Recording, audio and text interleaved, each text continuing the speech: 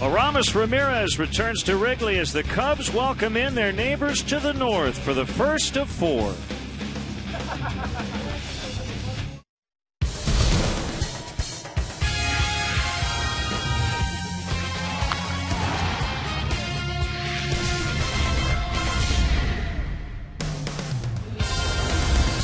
We greet you from Wrigley Field tonight, where the first 10,000 fans through the gates get a nice Cubs runner's cap. And it is a gorgeous night for Cubs baseball here on Comcast Sportsnet.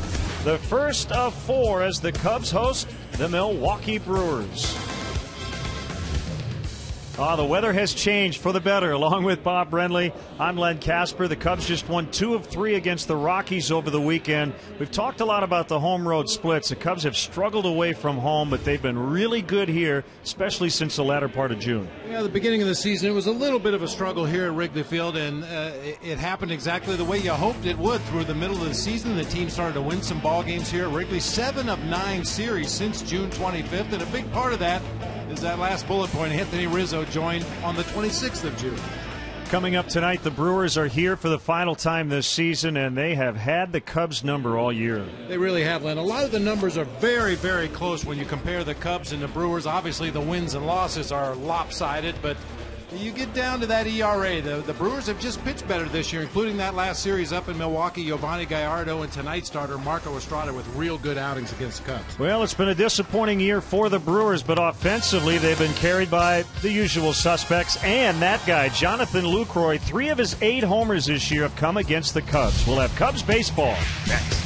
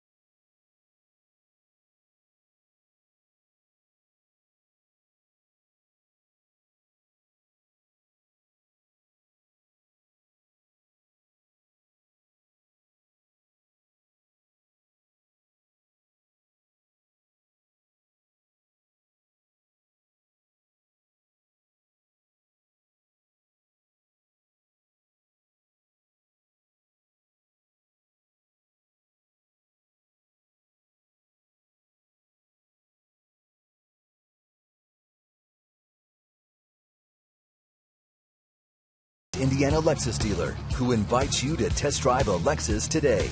Xfinity, your home for the most live sports. Blue Cross and Blue Shield of Illinois. Through it all. Liberty Mutual Insurance. Responsibility. What's your policy? Toyota.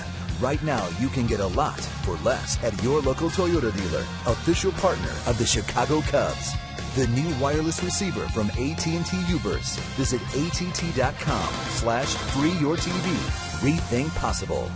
BMO Harris Bank. Helping money make sense. BMO Harris Bank. NA member FDIC. And by Southwest Airlines. Find our fares online only at southwest.com. Welcome back to Wrigley Field, and as we said in the open, wow, has the weather changed. It rained all day yesterday. The Cubs an 8-inning 5-0 shutout win over the Colorado Rockies, but as gorgeous a day as we've had all summer. Cubs actually made a waiver trade earlier today as they swapped catchers with the Oakland Athletics. They acquired Anthony Recker from the A's, sent Blake Lally, catcher slash first baseman, to the A's. Also Scott Main designated for assignment. Recker reporting to AAA Iowa. And he is on the Cubs 40-man roster. Dale Swaim and rest of the Cubs very pleased that Chris Volstad finally got his first win as a Cub. Bob, it was his first win in 25 starts, and boy, they just didn't square anything up on him. And I was talking to him today. He said his fastball command was the key, as they just had to hit his pitch all day. Oh, he just kept the ball out of the middle of the plate, had good movement on that fastball. Second and third time through the order, he started dropping in big curveballs, as good as we've seen Chris Volstad this season. Hopefully a big step in the right direction. So the Cubs taking the field behind right-hander Justin Germano, who gets a start tonight. Game 1 of a 4-gamer. Now the Brewers Southwest starting lineup, they just took 2 of 3 from the playoff contending Pirates. Nori Aoki with a big year against the Cubs. Ricky Weeks hasn't done much against the Cubs. More on that coming up. Braun Ramirez Hart, very formidable in the middle. And Jonathan Lucroy, 3 homers already against the Cubs. Carlos Gomez homered yesterday in Pittsburgh. Gene Segura, the rookie shortstop, hits 8. Marco Estrada, 9. And here's how the Cubs will line it up defensively tonight here at Wrigley Field. Soriano, Jackson, and DeJesus left to right across the outfield. Bitters and Castro will man the left side of the infield. Barney and Rizzo over on the right side. Steve Clevenger doing the catching tonight for right-hander Justin Germano. Germano's last start came against these Brewers on that last road trip. Had a double play in the first inning to escape a jam. Gave up a solo homer in the second. 2 real clean innings in the third and fourth, and then the wheels fell off for him in the 5th inning of that ball game. Bill Welke gets the plate. Michigan native. Chris Cuccione, DJ Rayburn, and the crew chief Jeff Nelson around the bases. Cubs trying to snap a 5-game losing streak against Milwaukee. They've dropped 17 of their last 22, dating back to last season.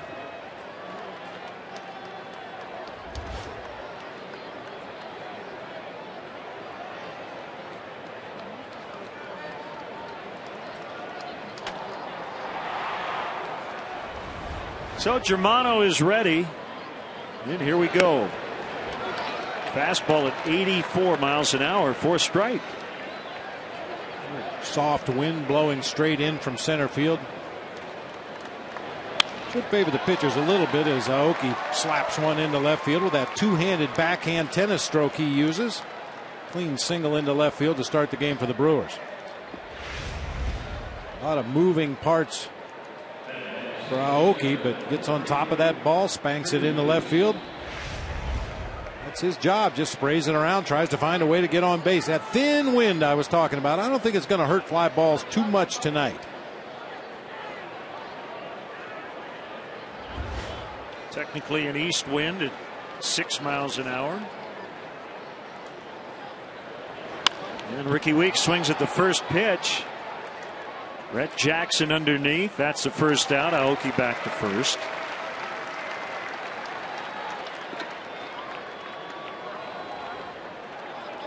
And Ricky Weeks got off to a really slow start, then got hot, but he's now 2 for his last 29 in one of those years.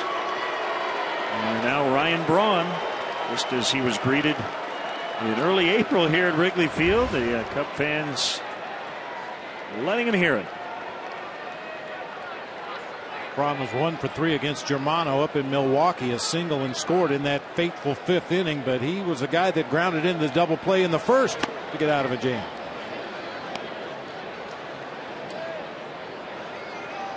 National League leader in home runs with 34, total bases with 268, and slugging percentage .590.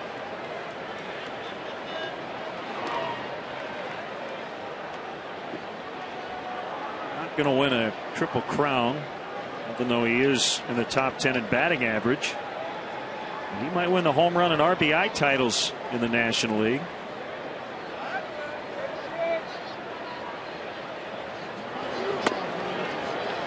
Inside 2-0. Would fans rather see Ryan Braun have a late surge and wrestle away possibly the batting title from Melky Cabrera? I think at this point they would grudgingly root for Ryan Braun to do that. Yeah, I think you're right. Cabrera would qualify, even though he's going to miss the final 45 games of the year due to his suspension. Who do you think those in power at Major League Baseball are rooting for? Probably Andrew McCutchen. Although officially they're not rooting for anybody. Yeah, that's true. Officially.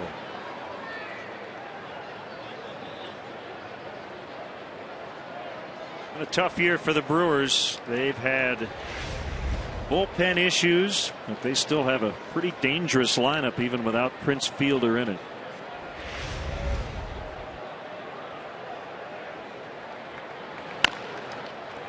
Bounce to Vitters, and they're only going to get one as Barney had to play like a first baseman just to keep his toe on the base. So the birthday boy Josh Vitters turning 23 tonight in the lineup. Told him go out and hit 3 homers for your birthday. Said I'd like to just have a couple drop in. A good play by Barney. Almost took that toe off the bag. A disturbing trend for Josh Vitters, who's made some characteristically bad throws in his time up here at the major league level. Anthony Rizzo saved him a couple times over at first base, and that time it was Darwin Barney saving an error on a bad throw. Not the easiest play in the world. He's coming straight in from his third base position, kind of throwing back across his body to a moving target in Darwin Barney covering the bag at second. But good news is the Cubs got the force at second. Braun likes to run. Ramirez hot here lately. 62 extra base hits, most in the NL.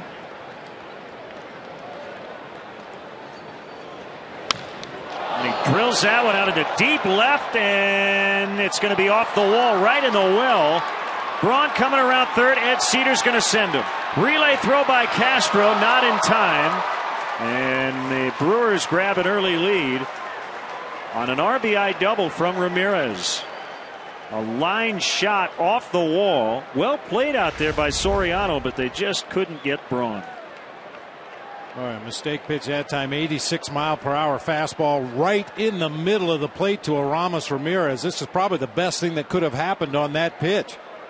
Not an easy play by Soriano, right in that well area, and he played it perfectly, got the ball to Castro quickly, but just not enough time to get Ryan Braun at home plate. He still runs extremely well. You mentioned 20 out of 26 in stolen bases this year, and once he gets some momentum on those bags, he covers a lot of ground. Yeah, went first to home on that double.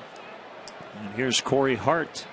Romano allowing a run in the first inning for the first time as a Cub. Corey Hart had the game-winning RBI last week in all 3 games in the Brewers' sweep against the Cubs.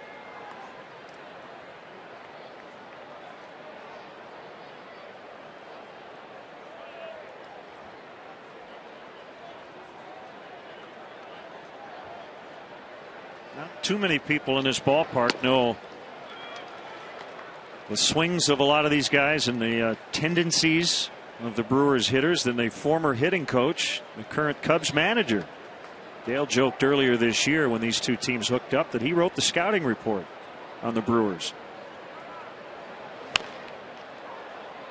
Well, obviously that's an extreme case where you have the hitting coach from a ball club the year before as your manager, but a lot of times that's where you get the best advanced scouting reporters from somebody who's either played with that team before or knows the players on the opposing team from minor league days or something like that.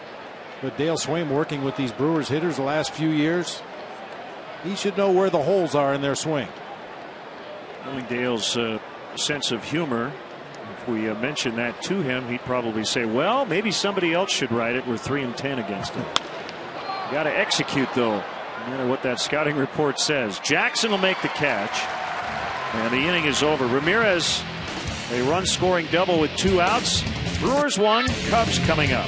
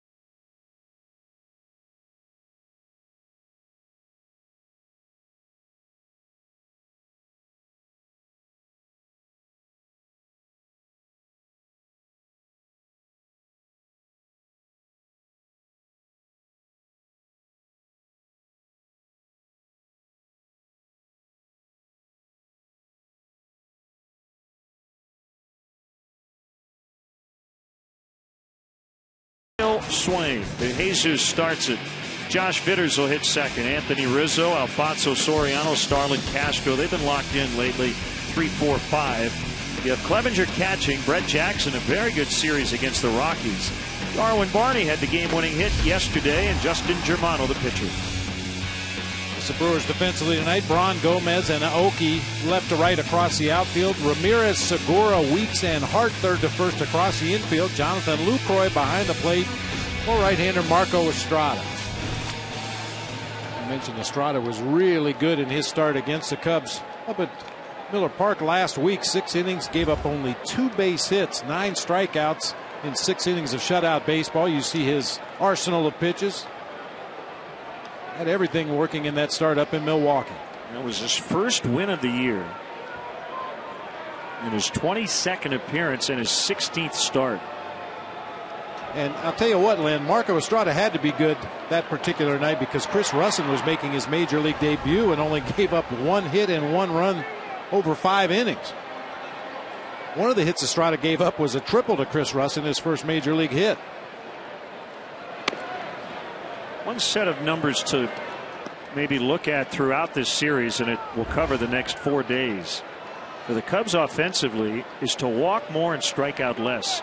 Last week in the 3-game sweep, Cubs batters struck out 37 times and only walked 8 times. That's got to change. As you mentioned, Estrada had 9 of those strikeouts. The Brewers pitching staff leads the majors in punch-outs with 1,089.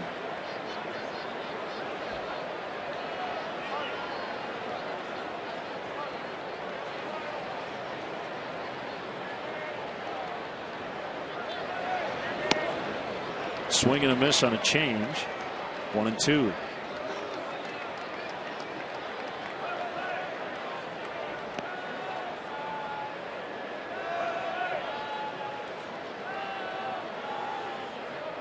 Estrada's from Mexico. Went to Silmar High School in California, and later Glendale Community College before transferring to Long Beach State. When you look at the splits for Marco Estrada, and one thing really jumped out to me, Len, the 2, 3, and 4 hitters in opposing lineups this season have hit .341 with 7 homers against Marco Estrada. The other 6 spots in the lineup are hitting a combined .186. Lifted in the air, deep left center. Carlos Gomez is going to make the catch right up against the vines.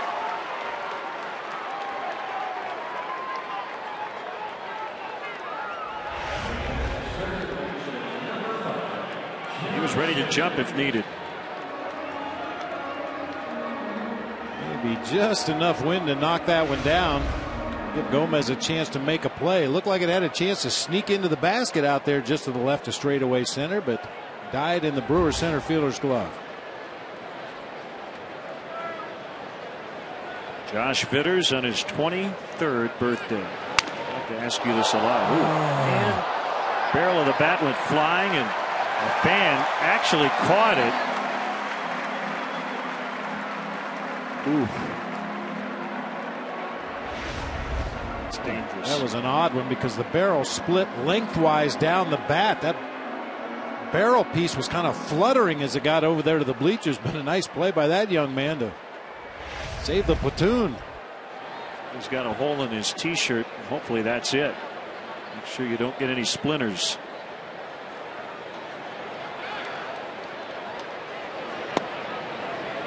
I always ask you this when one of the young Cubs has a birthday. Do you remember what it was like when you were 23? What was Bob Brenly like at 23? He's a lot better athlete than I am now. It's hard to believe taking at bats in the major leagues at 23 years old. Most guys are just getting their professional career started at the low minor league level, but here he is. Wrigley Field, batting second, the Cubs lineup.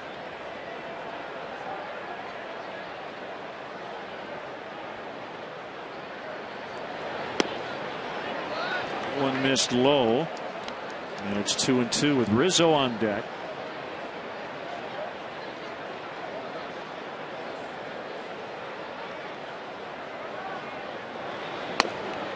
Called strike 3. A little bit of a hanging breaking ball that time from Estrada, but Vitter's obviously looking for something else. I mean, that's a belt high breaking ball right in the middle of the plate. You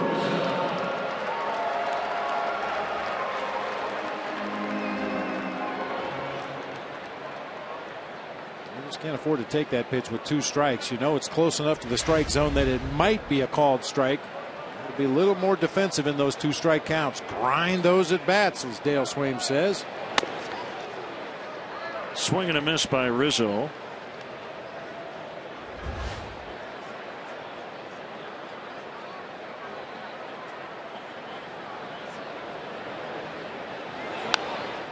One fouled back, 0-2.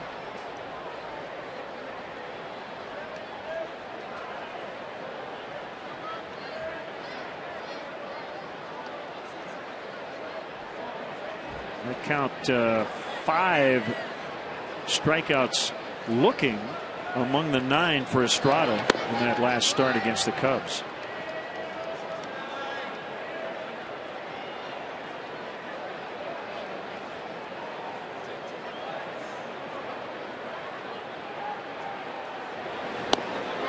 And he got him on a good changeup to end the inning. 1 in the books. 1-0 Milwaukee.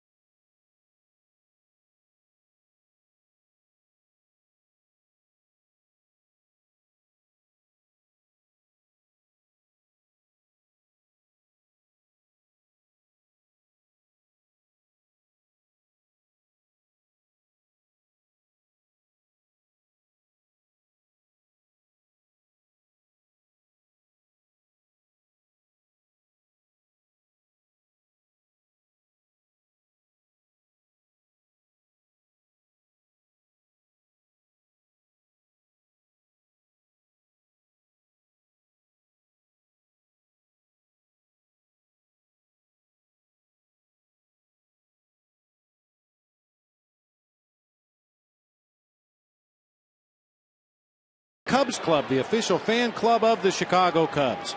Members will enjoy exclusive perks, experiences, and merchandise throughout the 2012 Cubs season. There's never been a better time to join, rejoin, or give a fellow Cubs fan the gift of a Cubs Club membership. To join today, visit Cubs.com.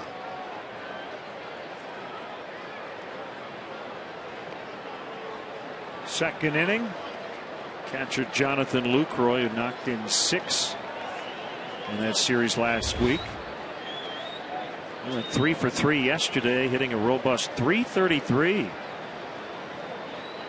Has a chance to set the Brewers franchise record for the highest single season batting average by a catcher. Currently held by a guy sitting about 4 feet away from me. Bill Schroeder in 1987 hit .332.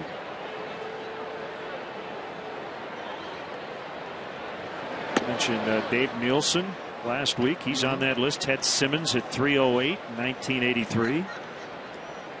And Lucroy putting together one of the better years they've had behind the plate offensively.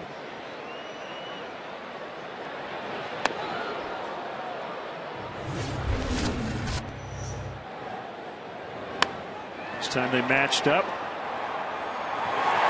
Actually hit the yellow padding on the top of the wall and bounced out.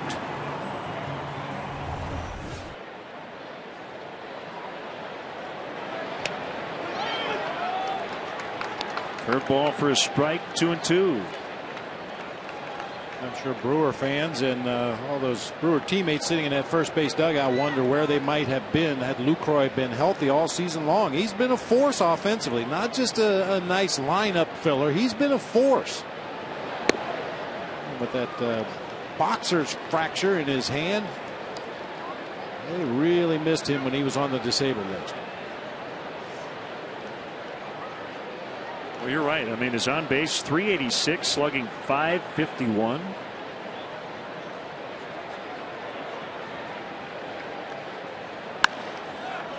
The ground ball sending Barney a couple of steps to his right.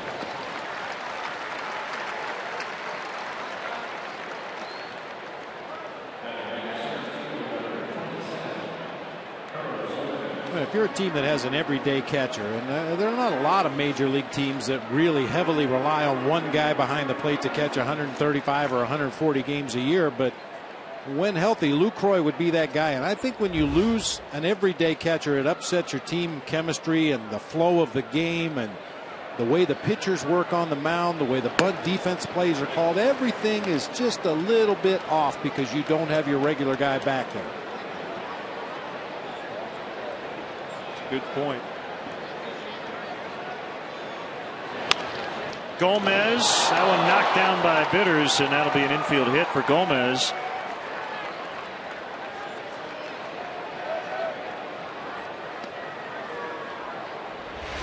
You got to play in because Gomez likes to bunt. He's very fast. Bitters with the dive, that ball just hit off the thumb of his glove and trickled far enough behind that there was no play on Gomez. You got to keep an eye on him over there at first base as well. He leads this Brewers team with 26 stolen bases on the season. He's only been caught 5 times. One of the fastest guys in the league. Gene Segura came over from the Angels. Zach Greinke deal.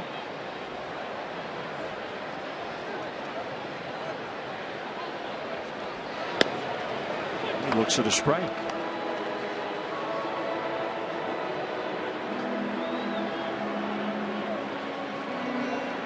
His big league debut on July 24th with the Angels. He would play in 1 game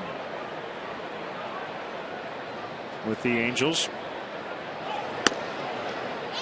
before getting traded to Milwaukee. And when he came over, he reported to Double-A Huntsville, hit .433 there in 8 games, and then came up to the big leagues, and this is his 17th game. They've all been starts with his new club.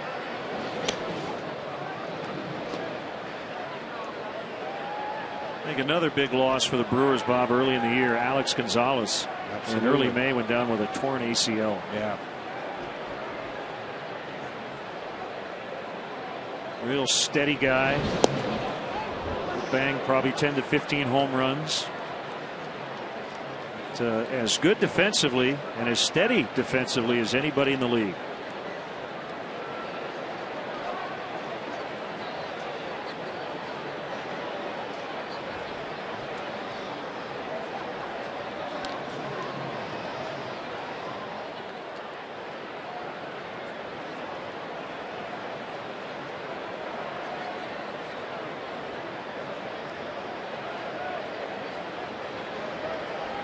One ball, one strike. We're in the second. The Brewers got a run in the first on an RBI double from Aramis Ramirez.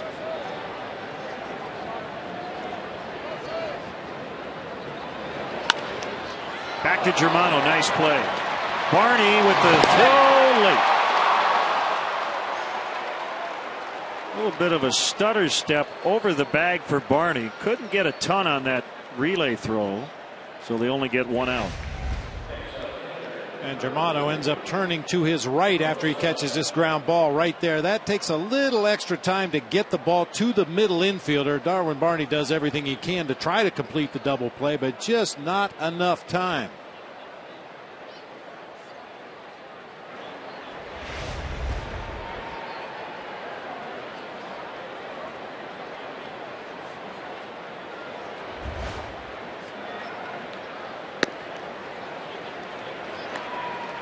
Strike to the pitcher, Estrada.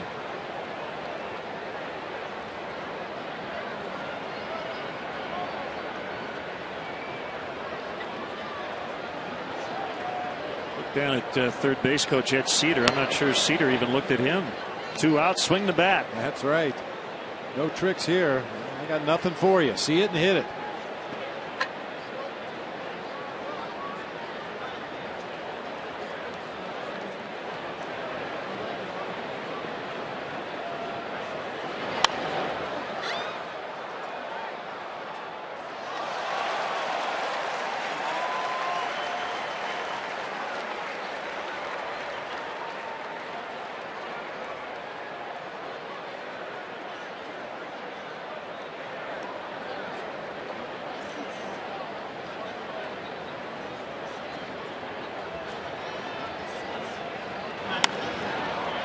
Feathered to left, and it's going to get down. Segura will move to third. And Estrada keeps the inning alive for Aoki.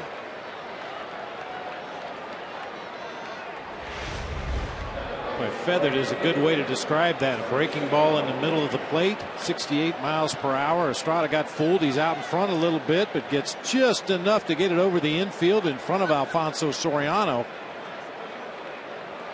See Ed Cedar down on a knee, holding up Segura at third base, and that's significant because Aoki has been a thorn in the side of the Cubs the last couple of years. Just seems to come up with big hits, makes solid contact, and runs extremely well.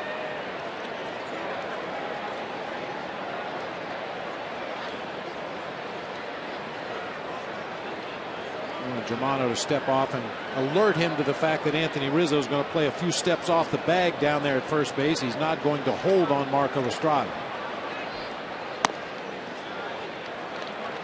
Fastball straight. That was going into the game tonight. And he singled to start the first inning. Pitch inside a little bit, 1-1.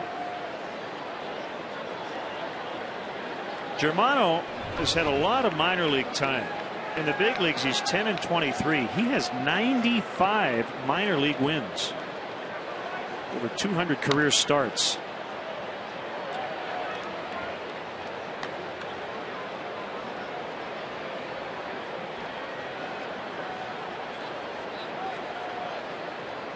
I like that slow breaking ball against Aoki. He's got a lot of moving parts, as we mentioned many times, in his swing. Got the high leg kick on the front side. His hands are moving. Everything's moving. He's running out of that batter's box as he makes contact. A big, slow curve ball in the mid to upper 60s would be a real good pitch to him.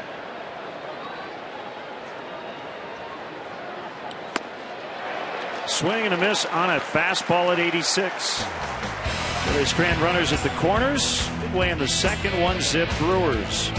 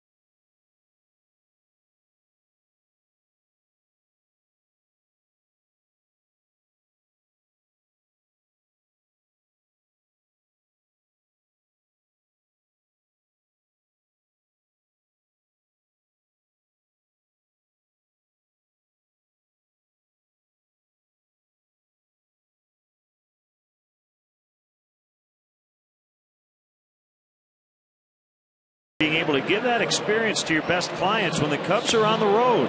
Packages range from private dinners all the way to games and home run derbies in the outfield. For more details, call 773-404-4161 or visit Cubs.com/premier.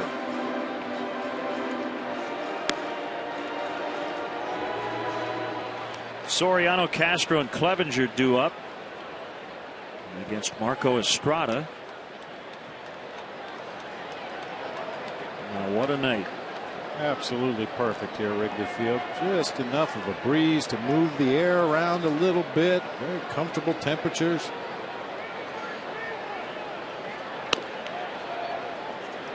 You see that color-coded section out there just to the left of the batter's eye. The Navy represented.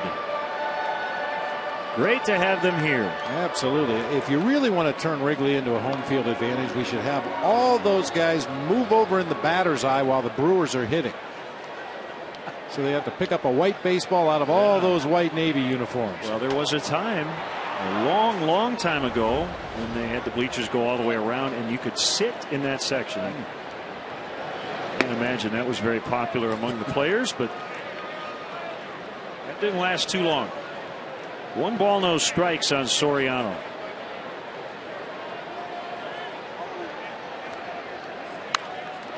Mentioned Estrada only gave up 2 hits in 6 innings against the Cubs up in Milwaukee. One of those hits a leadoff double in the 2nd inning by Alfonso Soriano, where he finds himself right now.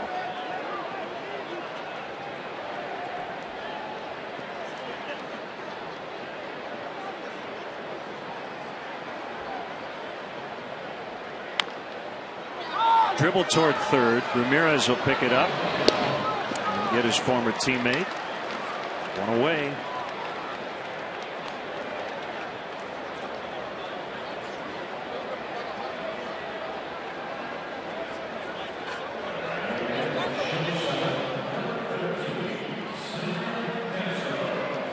Comes Starlin Castro. He scored 3 runs yesterday. Cubs 5-0 win.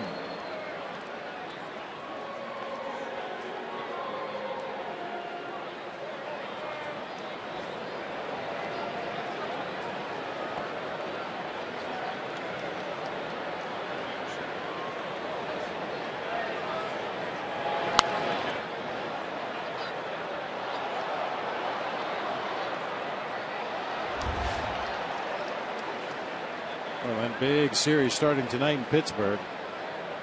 Cardinals at the Pirates going into play tonight. Pirates are 2 games behind the Cardinals in the Central Division. And 4.5 games out in the National League wild card race. Could be a good one. A.J. Burnett against Kyle Loesch tonight.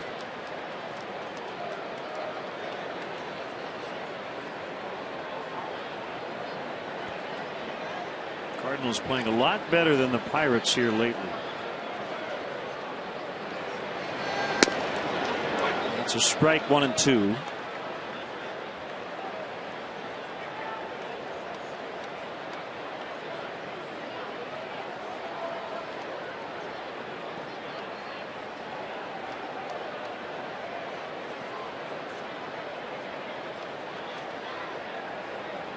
The kick and the pitch.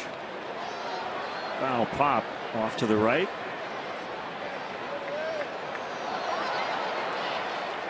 Let's look around MLB on this Monday evening. The Cardinals just won 2 of 3 in Cincinnati. The Pirates have lost 5 of 6.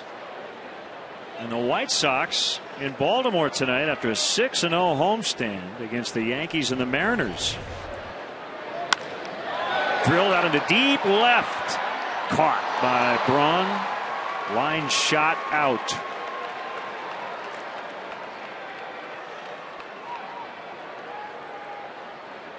Don't like the result, but you like the swing and the contact. Yeah, absolutely. As a hitting coach, you tell Starlin Castro, stay right there. Good approach, good solid contact. Unfortunately, hit it just a few steps to Ryan Braun's left. He's able to make the running catch. Good pitch to hit, put a good swing on it. Can't guide it after you make contact. That's too bad. That'd be fun. Home run swing by Clevenger, who has one in his career, was off Bud Norris on June 29th.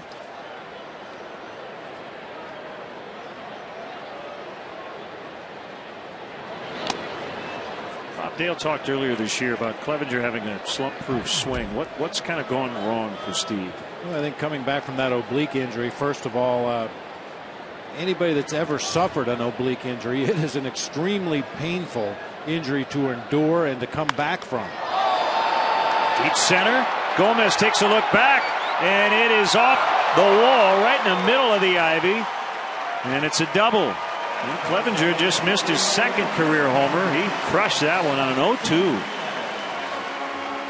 Just to complete that thought quickly, and I think he came back and was a little tentative with his swing. Not tentative on this one. Got a high fastball on the 0-2 count. Nice compact two-strike swing. Bangs it off that wall in center field. Hey, you come back and your most recent memory of swinging a bat is blinding white-hot pain in your oblique muscle. And even though you've gone through the rehab and you've hit off a tee and you've hit soft toss, when you get back out there against live pitching again, that's your most recent memory of swinging. Was very uncomfortable, very painful. And I think he was a little too tentative when he initially came back, maybe got into some bad habits. And you just got to continue to grind through it and hopefully get back to the place he was early in the season, because he was one of the most consistent Cubs hitters in the early going.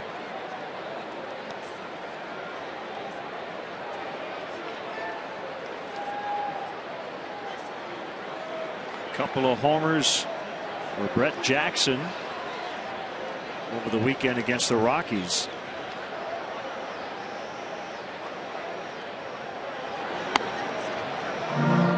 The breaking ball stays high, 2-0.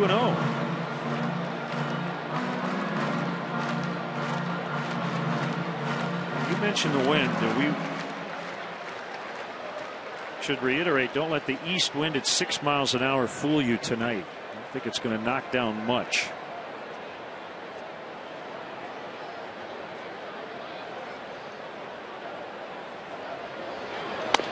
Three and 0. Kind of looks like a workaround here with Barney on deck. Get a hold of one to all fields tonight. It'll go.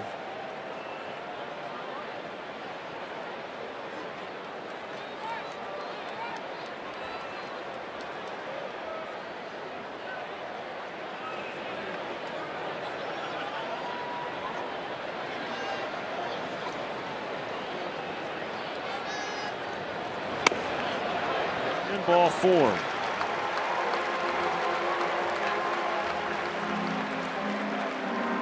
Essentially, they choose to face Barney with runners at first and second. He knocked in the game-winning run yesterday, 2 RBIs in all. They've been scuffling. Mitz maybe's been a little too pull happy lately, and he was one of the everyday players out taking early batting practice today. Around 2:30, 3 o'clock. Actually came here to Wrigley Field on his off day last Thursday. Said he was just sitting around his house, was bored, had nothing to do. I might as well go hit. So he came over here to Wrigley Field and banged out some BP, tried to iron out some mechanical issues and burn off a little of that excess energy. The other thing he said, you know, it's only 7 months out of the year. I think he realizes just how fleeting this career can be. So he wants to take advantage of every opportunity to get better.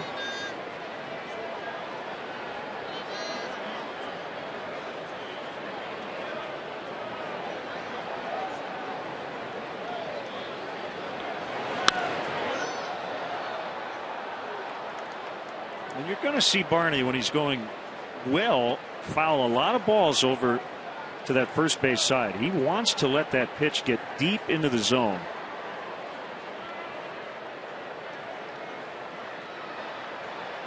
Got a quick enough bat to make contact. He's trying to serve one out into right center.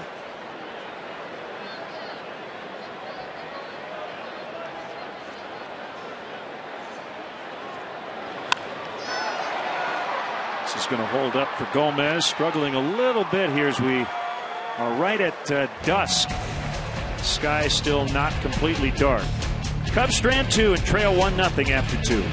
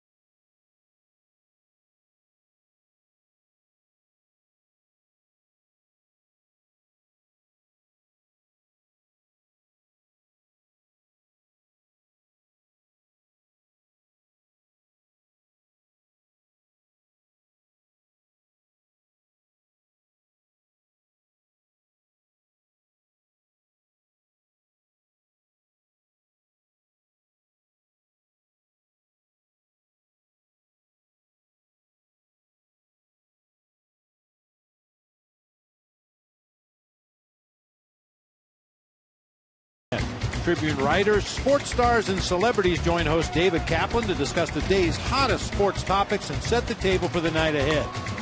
Chicago Tribune Live, presented by Smirnoff, weeknights on Comcast Sportsnet, fans' best friend.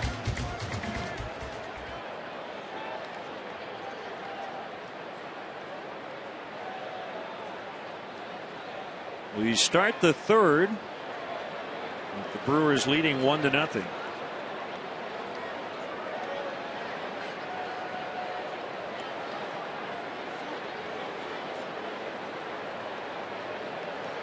Weeks, Braun, and Ramirez here against Justin Germano.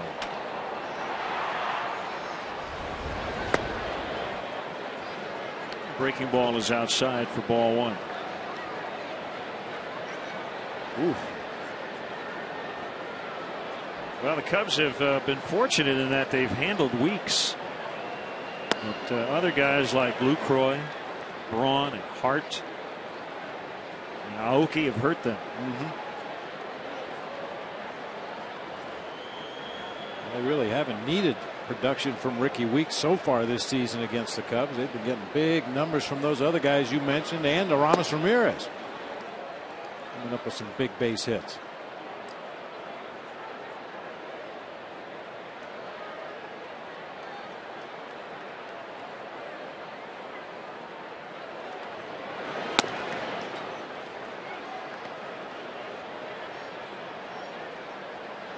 He will take his walks. 61 leading the team and putting him in the top 5 in the National League.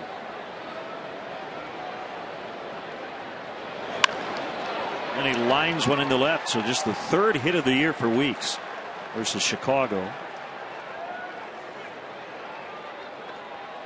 Well, it used to be Braun and Fielder, now it's Braun and Ramirez, and they've done what they're paid to do.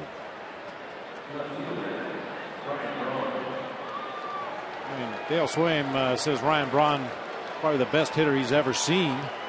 And Aramis Ramirez, after his typical slow start this season, has really picked it up on his way to another possible 300 season, at least 20 homers, at least approach 100 RBI this season.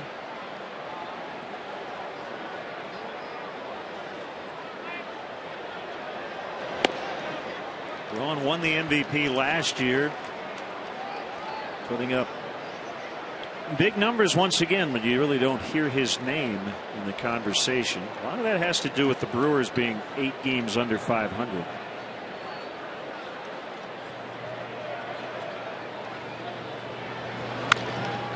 Up the middle, not hit hard. Castro gets to the bag. Double play. Boy, off the bat, it looks like a base hit in the center, but it was not hit hard.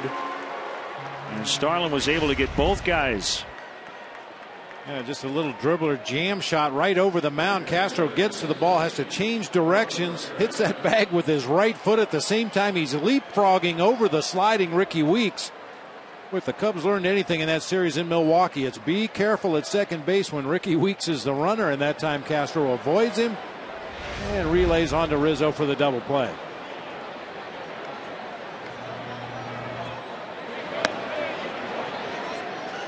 Darwin Barney got flipped pretty good up at Miller Park. Said it's one of the best hits he's taken at second base in his career.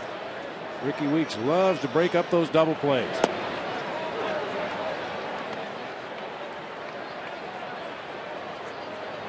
All part of the learning process, though. You know which guys are going to peel off and which guys are just going to lay on the ground and let you complete that throw to first, and other guys are going to come in there and do everything they can do to disrupt that double play.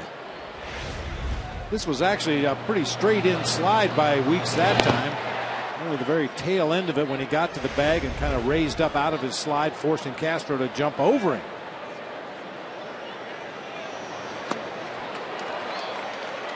Two and two. Well, we know from watching Aramis Ramirez all his years here in Chicago, if you're going to throw him a breaking pitch, it has to be right there, out of the strike zone. He's as good a breaking ball hitter for a strike as you will ever see. Able to hold up on the fastball. 3-2. After missing just away with a breaking ball, got the swinging strike, comes back up and in with a fastball again, possibly setting up another breaking ball low and away. Fastball instead. Deep center. Jackson has it. And the inning is over. Leadoff walk, or single rather, erased quickly on the double play. 1-0 Brewers.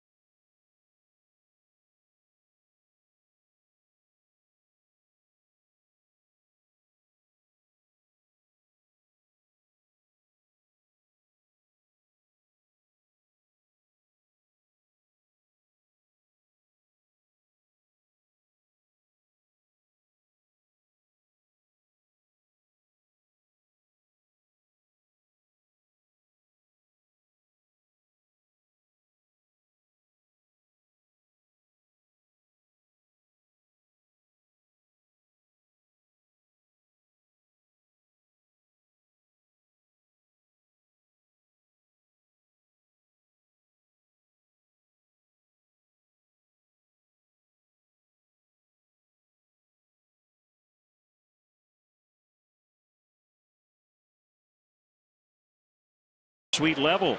Watch the game with a former Cubs player and listen to classic stories about life as a Cub. With a luxury food and beverage package and a unique gift for each guest, the Audi Legends Suite is the most exclusive way to watch a Cubs game. For more information, visit Cubs.com/suites.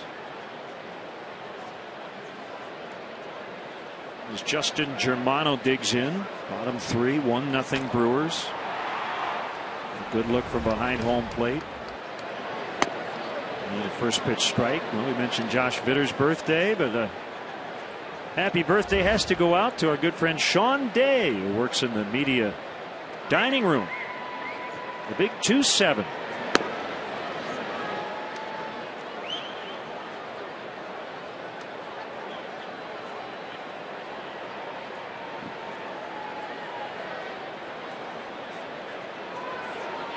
Strada's 1-1. Pretty straight fastball at 90. And Germano missed it.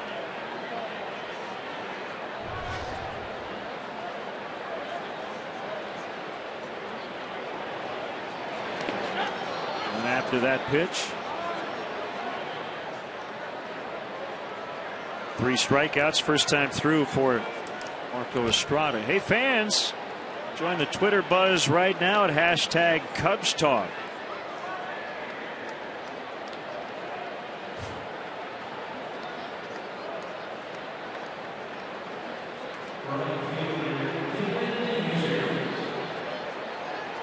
Jesus gave it a ride his first trip to the plate, chasing Carlos Gomez all the way back to the wall in straightaway center field.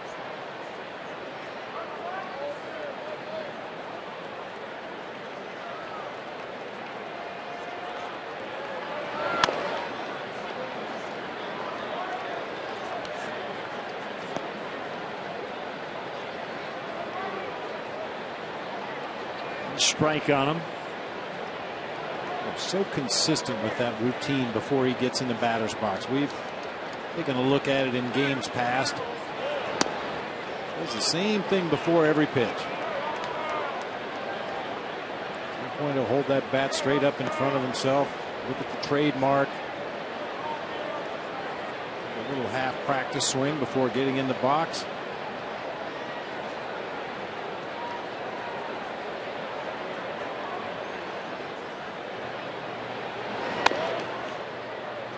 Now 1-2. They have pitching matchups for the rest of this series. Giovanni Gallardo and Travis Wood will match up tomorrow night. Mike Fiers, a right-hander, against Jeff Samardzija Wednesday night. And then Sean Markham, in his second start off the disabled list, will face rookie lefty Brooks Raley on Thursday afternoon.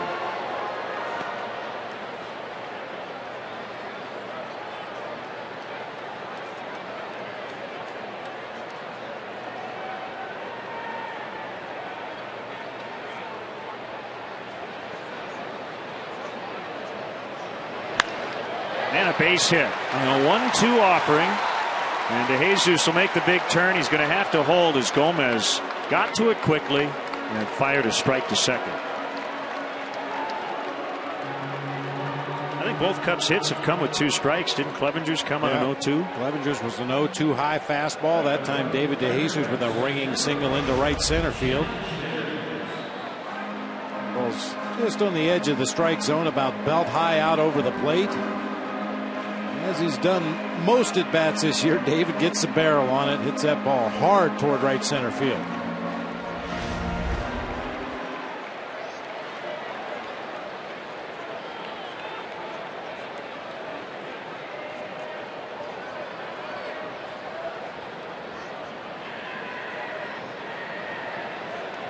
Deep knee bend by Estrada from the stretch.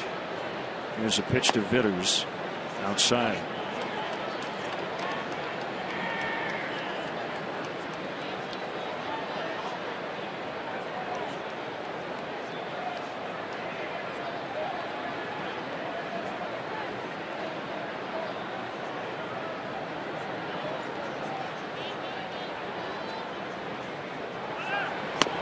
DeJesus takes off for second, and he's going to get in. The throw beat him there. I don't know if Weeks ever really had a good grasp of the ball, but it got out of there, and DeJesus has his 7th steal. Average jump. Ricky Weeks just didn't catch the ball. A lot of tail on that throw by Jonathan Lucroy, but if he catches the ball, David DeJesus is out at second base. You see Weeks just lets it hit off the little finger of his glove. David ends up kicking it over toward the shortstop position. Weeks just a little bit late getting to that bag, was on the move as he tried to make the catch and tag all in one motion. Vitters Pops it up, but it'll get back to the seats.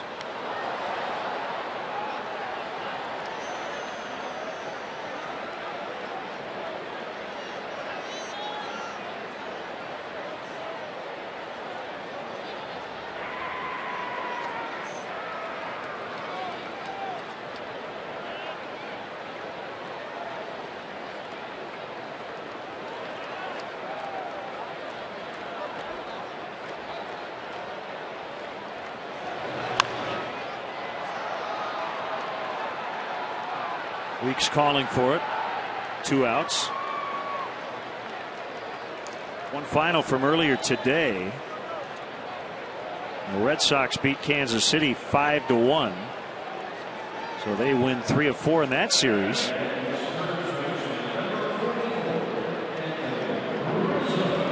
Daisuke Matsuzaka gets his first win since May 16th, 2011.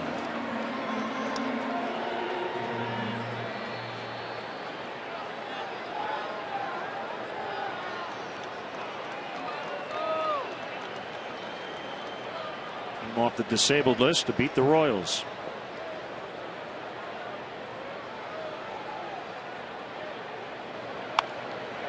Rizzo pops it up, and Ramirez can't make the catch. DeJesus trying to score. The throw there, not in time. He gets him standing. In and out of the glove of Ramirez. And we're tied at 1. I don't think Anthony Rizzo could hit that ball again if he tried 1,000 times. He got jammed a little bit. Soft floater directly behind Aramis Ramirez. Heads up play by Segura to get over there and back it up and at least attempt a throw home. But the best part of this play is the read by David DeJesus at second. There's 2 outs in the inning. You run on anything put into play, even a shallow pop up toward left field. And that allows him to put the Cubs on the board on that little floater into shallow left. Base hit RBI for Anthony Rizzo.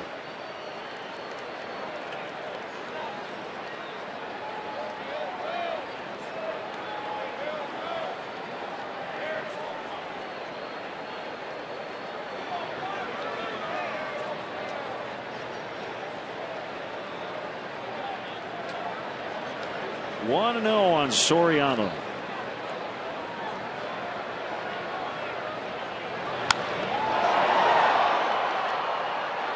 Being delayed in Pittsburgh in the 6th inning. The Cardinals have now grabbed a 4-2 lead. And Holiday with his 24th of the year.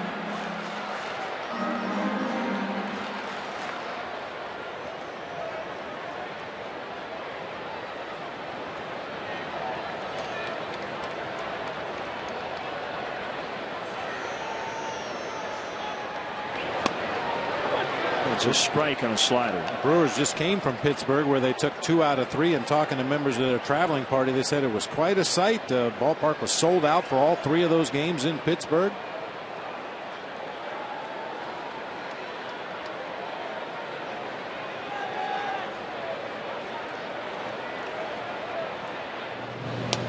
See the Pirates again on this upcoming 10-game trip, which will start a week from today on Labor Day in Washington.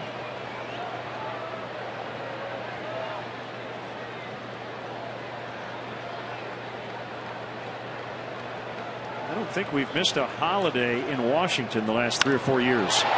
Towering fly ball, deep center. Gomez back at the warning track. The leap, can't make the catch. Rizzo coming around third. He will score. And the Cubs lead 2-1.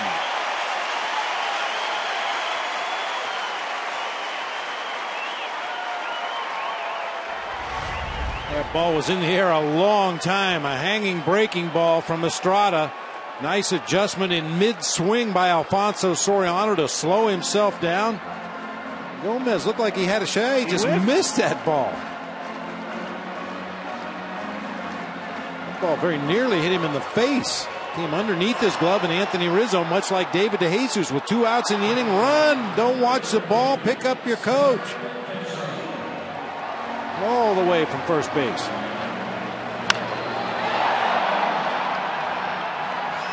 Soriano gets an RBI double.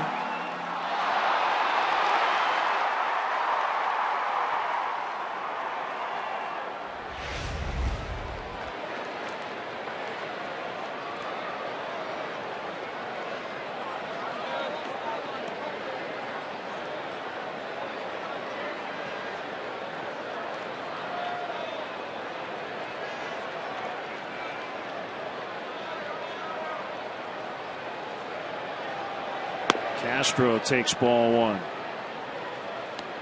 Estrada also close to being out of the inning with no runs scoring, as Rizzo blooped one just past Aramis Ramirez, and then Soriano with that deep drive. Gomez couldn't make the catch, and now all of a sudden Estrada trails by a run. Might trail by two here. Soriano around third. The throw by Aoki, not in time. 3-1.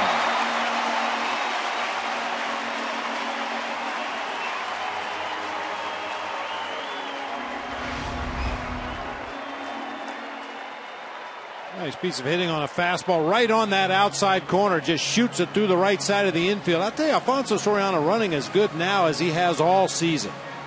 Got a real good jump off of second base and scores at home without a play. Good turn there at third base.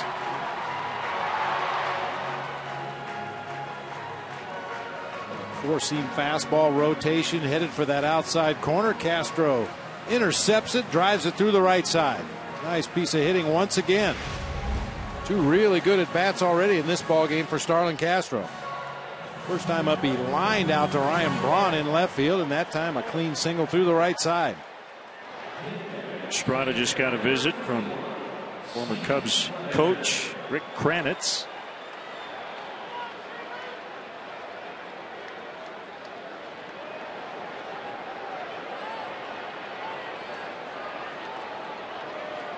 And here's Clevenger, who doubled his first time up. 3 straight 2-out RBI hits.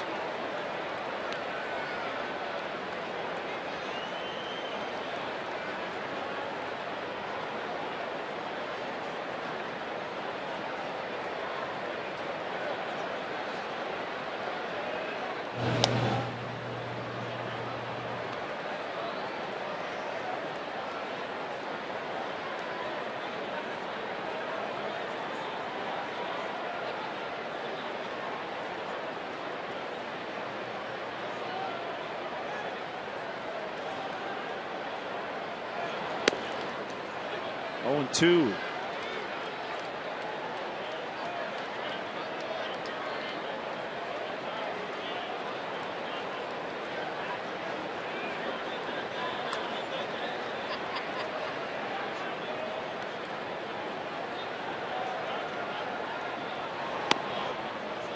Len Corey Hart just adjusting to the new position at first base, and by all reports he's done a really nice job over there, but kind of an unusual fashion of holding a base runner on.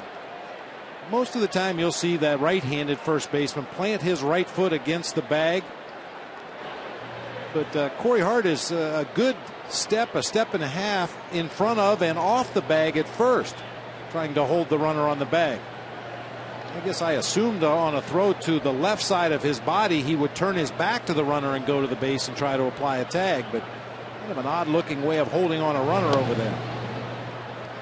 And that time just a drop step with the right foot and tried to apply the tag.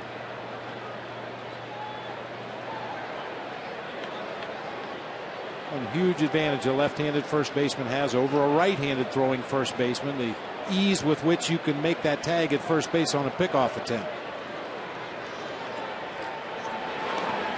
The late steal by Castro. Little did he know that pitch would be in the dirt. He doesn't even have to slide. 2 steals in the inning for the Cubs, to Jesus and now Castro. Number 21 on the season for Starlin.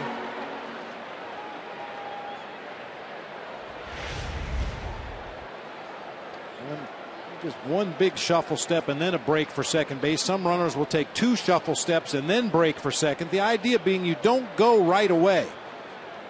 When you take off when that pitcher delivers to home plate, everybody on the infield is alerted that you're trying to steal the base. But when you take that extra shuffle step, infielders assume you're going to stay at the bag at first, and then you break after they all focus on the hitting zone.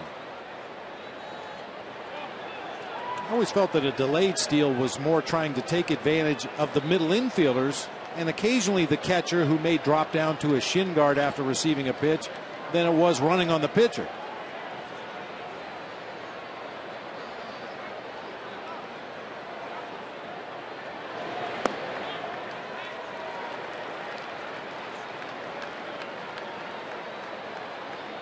Low 2 to 3-2 with Jackson on deck.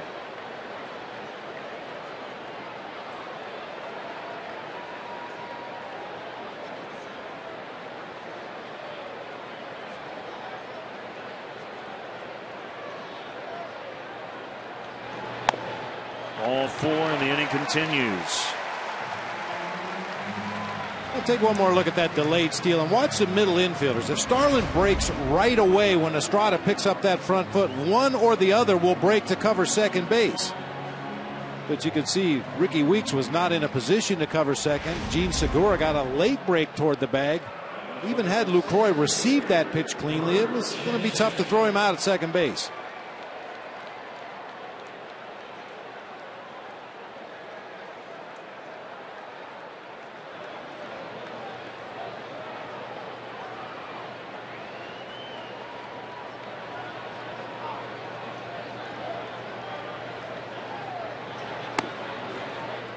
Outside to Jackson.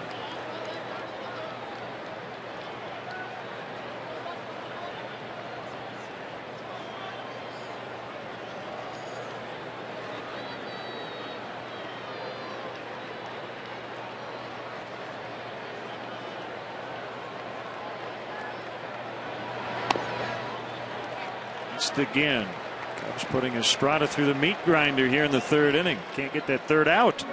Adjustments, adjustments, adjustments, Len. We've talked about it at our Coors Light freeze cam. We're going to look at Brett Jackson from earlier this season in L.A. You can see he's already opened up with his stance. The front foot is slightly opened. Shoulders and hip are open. He does use a leg kick, but doesn't coil. You can see his right hip closes, his right shoulder closes, keeps all of his weight back much better on the right than he was earlier this season on the left.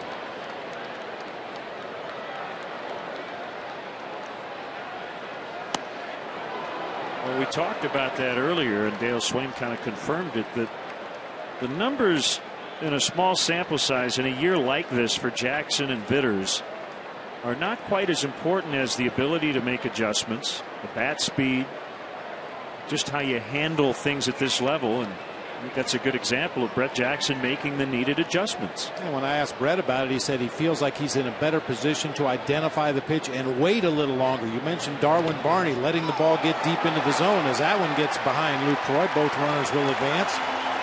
And the same thing for Brett Jackson. He feels like with the little bit more exaggerated leg kick really closing the front hip and the front shoulder, it allows him to stay back, identify the pitch a little better, let it get deeper into the hitting zone, and then explode on the baseball.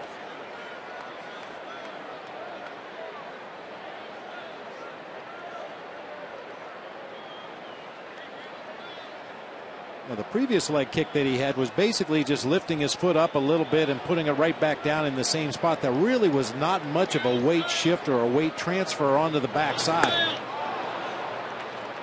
He's able to do that a little better now. It's the changeup to go to 3-2. And talking to Cubs hitting coach James Rowson about it, you know, ultimately it comes down to, does it give you confidence? Does it make you feel better at the plate as a hitter? He's walked twice. And when you get immediate results from a change in your approach at the plate the way Brett Jackson has recently, that's tremendous positive reinforcement. And whether the mechanical changes are the reason for it or it's just a confidence thing, it doesn't really matter. All you're looking for is better approach, better at bats, and hopefully better results.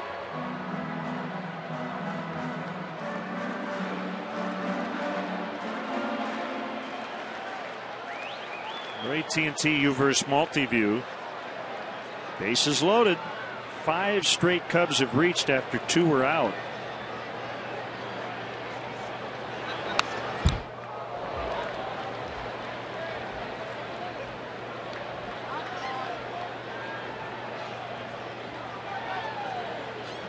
Remember, every home run Darwin Barney's ever hit has been in this ballpark.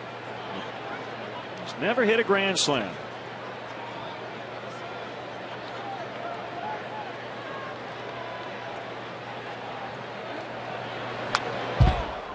Really tardy swing that time.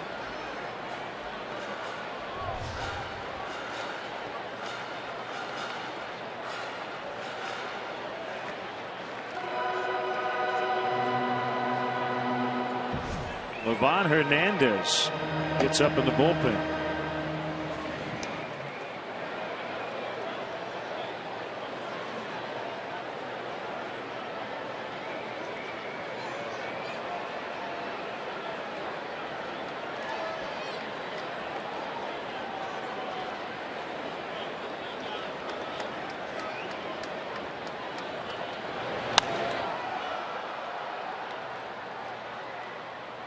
This inning right here is just what the doctor ordered. Dale and James Rowson will be very happy with what this lineup did to Estrada. Grinding out some at bats, working some walks.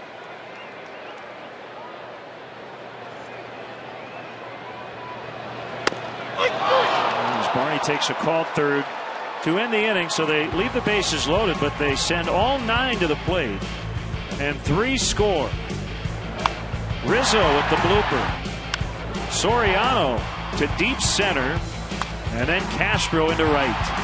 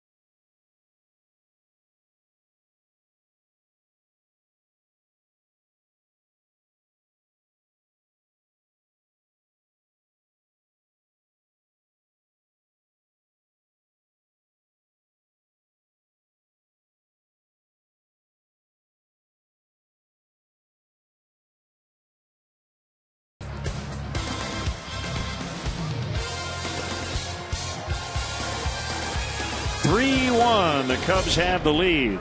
Beneficiary is a pitcher, Germano.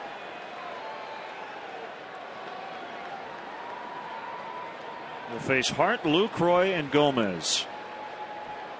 Well, the Cubs hitters making the adjustment against Estrada after he beat them last week in Milwaukee for his first win of the year. And Germano trying to make those adjustments after he lost to the Brewers, giving up 7 innings 1 week ago tonight.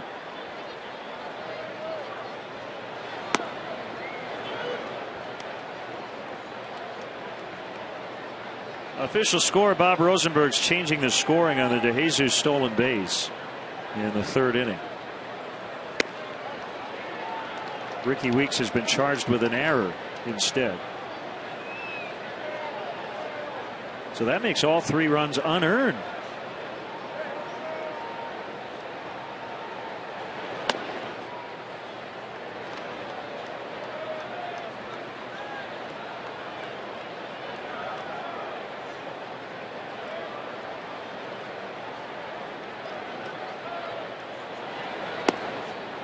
2-2 on Hart.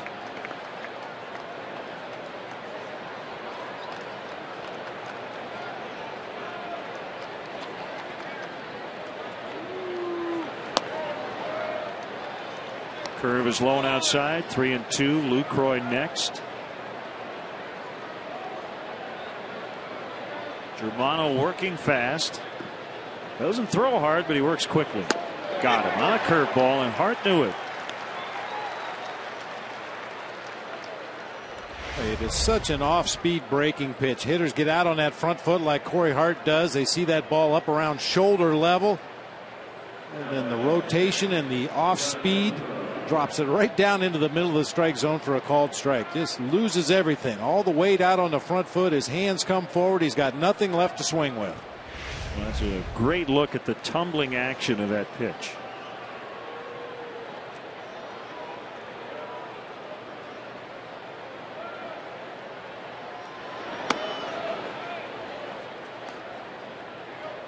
I'll tell you that curveball is one of my favorite pitches to watch in slow motion. There's another one right there. We're going to get a look at that strike three to Corey Hart. Really pull down hard with that middle finger. You get that rotation straight over the top, almost like rolling a ball down a pool table. That's the rotation that a true curveball will have. That's a gapper for Lucroy. And a double.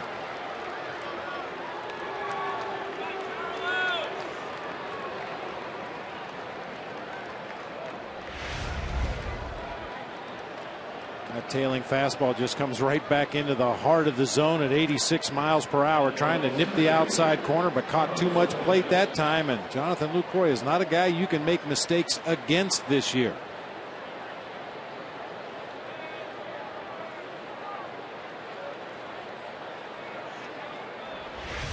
See that tailing fastball, when it is up, it ends up usually right on the barrel of the bat.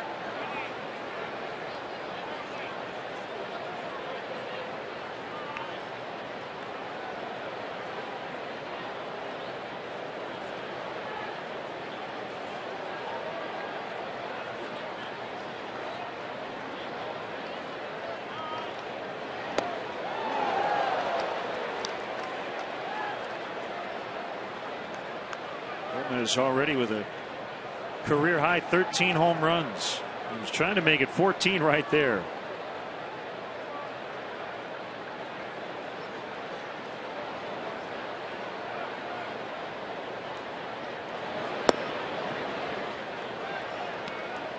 He's getting a pretty good opportunity here to play. Got a good opportunity with the Twins. 08 and 09.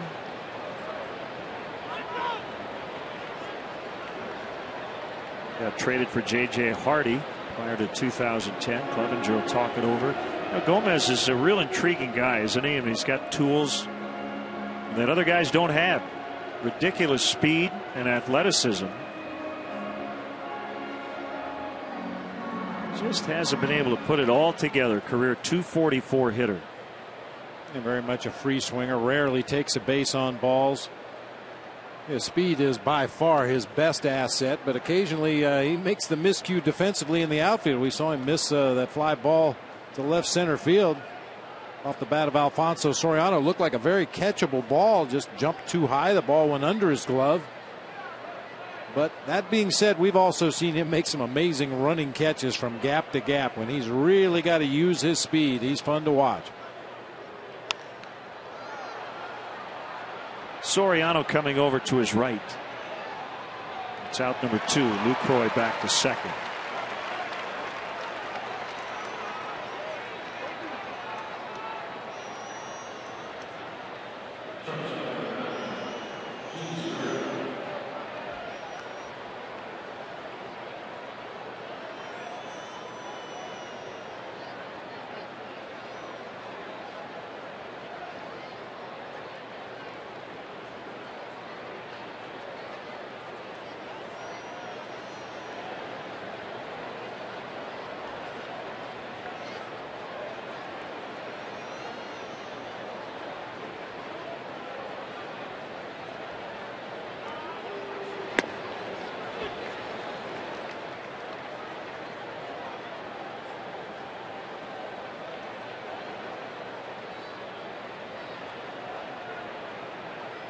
Lucroy doubled with 1 out. Now there are 2.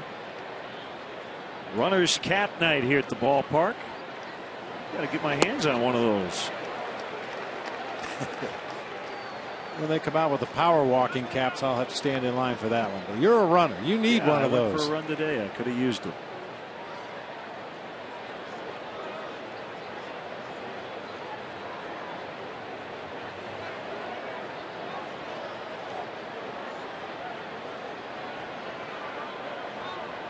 Here's the 0-2. Good block by Clevenger.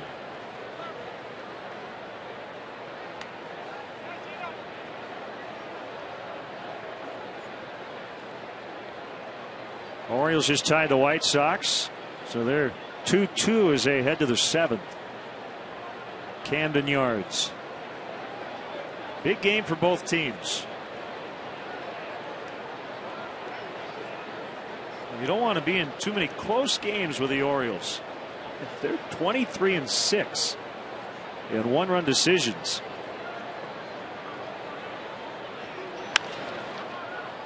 On the ground, a bobble by Castro, and that'll be an error.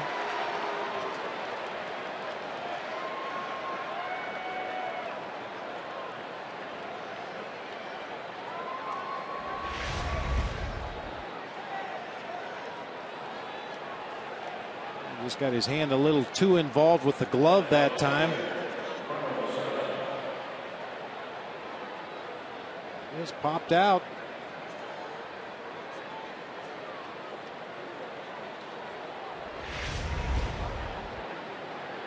It's a work in progress with Starlin Castro defensively. Everything from his footwork to his upper body positioning, to the position of the glove when you go to field a ground ball. Where should your bare hand be? That time his glove was a little askew, a little sideways, and his hand wasn't right up at the heel of the glove to be able to stop that ball, and it squirted loose.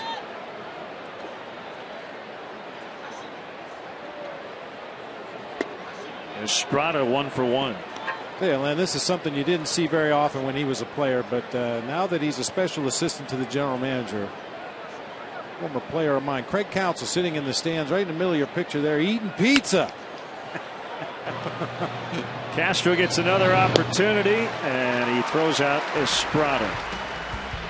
Craig Counsell in the middle of a couple of rallies in Game 7 of the World Series. 3-1 Cubs.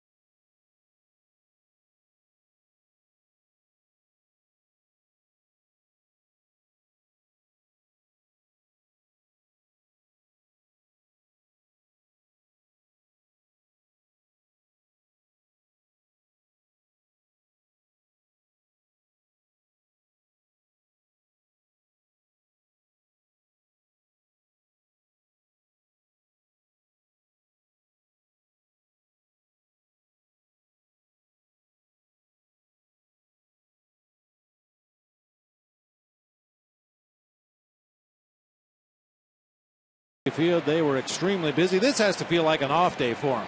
Just a routine dragging of the infield. Hey, fans, want to see a Cubs game from the front row at Wrigley Field? Now you can. Visit Cubs.com and click on the CBOE front row seats auction to bid on tickets in the front row behind home plate and along the first base line. Front row seats will be auctioned off to every game all season long, so don't miss your chance. Go to Cubs.com And check out the CBOE front row seats auction today.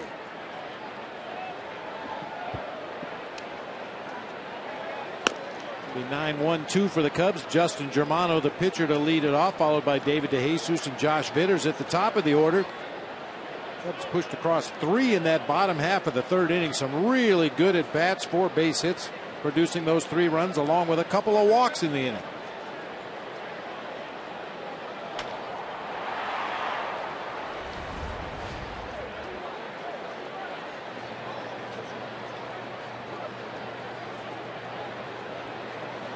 Here we go on the Cubs' 4th.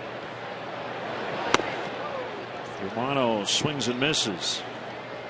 Josh Beckett making his Dodger debut tonight. At Colorado, Tyler Colvin greeted him with his 15th home run in the first inning. Rockies lead 1-0 in the third.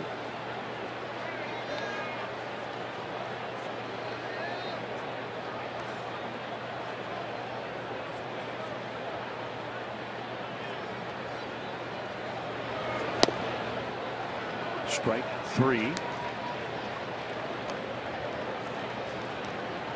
Punch out number 5 for Estrada. We showed you that shot of Craig Counsell earlier, special assistant to the general manager, now with the Brewers. Asked him, what do they have you doing? He said a little bit of everything. He's gone to their minor league affiliates this summer to look at some of their prospects. He sat in on scouting meetings, sat in on player development meetings. That's Gord Ash, the assistant general manager of the Brewers, right in front of him, and Craig's wife Michelle just to his right. He seems to really be enjoying his post-player life with the Brewers, learning everything about an organization and how it all fits together. It's Doug Melvin.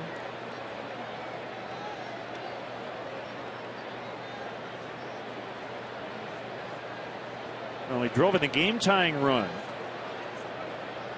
in Game 7 of the '97 World Series with the Marlins. Scored the game-winning run in extras, and then 4 years later was hit by a pitch, which set up Luis Gonzalez's game-winning and World Series winning hit, 2001 for your club.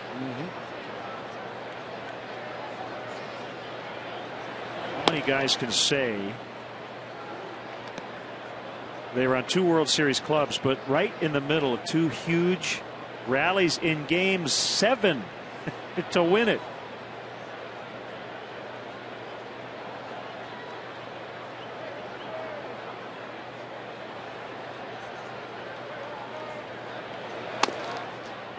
I know fans get tired of me talking about that 0-1 Diamondbacks team, but it would be very easy to say, well, the most valuable player, Johnson, Schilling, Gonzalez, but I'll tell you, if you watch that ball club on a daily basis in 0-1, it would be hard not to pick Craig Counsell as the most valuable player of the team. He did everything.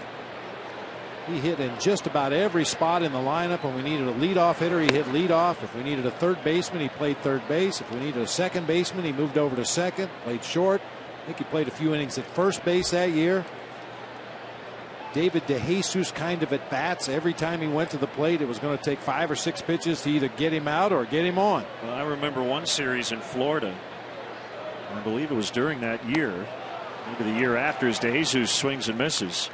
3 games in the series. Counsell started at second in Game 1, at short in Game 2, and at third in Game 3. Nice luxury to have. Yep. Every manager should be so lucky as to have a guy like Craig Counsell that can play all over the field and you don't miss a beat. Well, right now he's in the front office. Do you think he'll end up in a general manager's chair, or if he'll wear a uniform again? I think that remains to be seen. I think there's a strong draw for him to go back on the field, and certainly he has a lot to offer. One of the most solid fundamental players to ever play the game, but I think he kind of likes what he's doing now.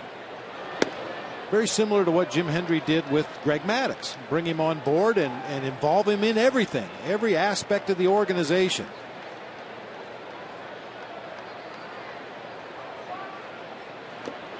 And Vitters went around, so Estrada, after that rough third, comes back and strikes out the side, has 7 on the night. But the Cubs still lead 3-1 as we go to the 5th.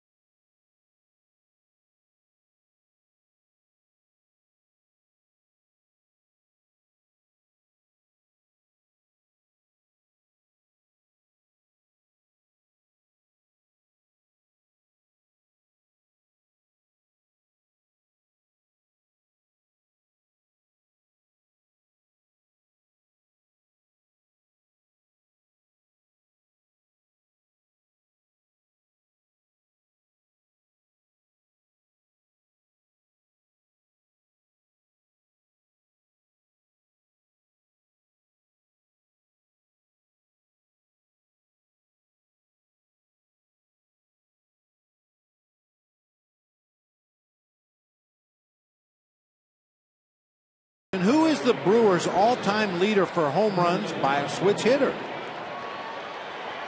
Give you a while to ponder that one. See if you come up with the right answer. They haven't had a ton of them lately that I could think of. Ted Simmons would be a possibility. That was my first go-to. Yeah. What about Dale Swaim? He was a switch hitter.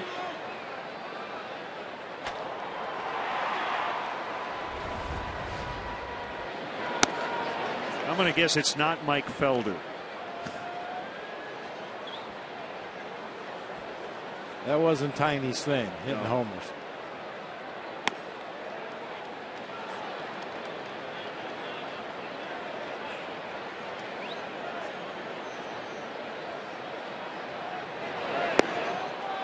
Oki spins completely out of the box. 1-2. Ted Simmons seems a little too easy. I bet it's somebody you just go Dale. Why not? Never guess. Let's roll the dice here. Got it.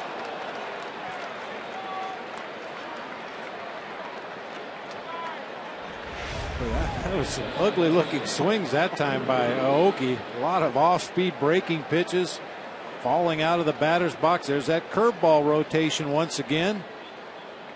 Way out in front. Feet flying all over the place.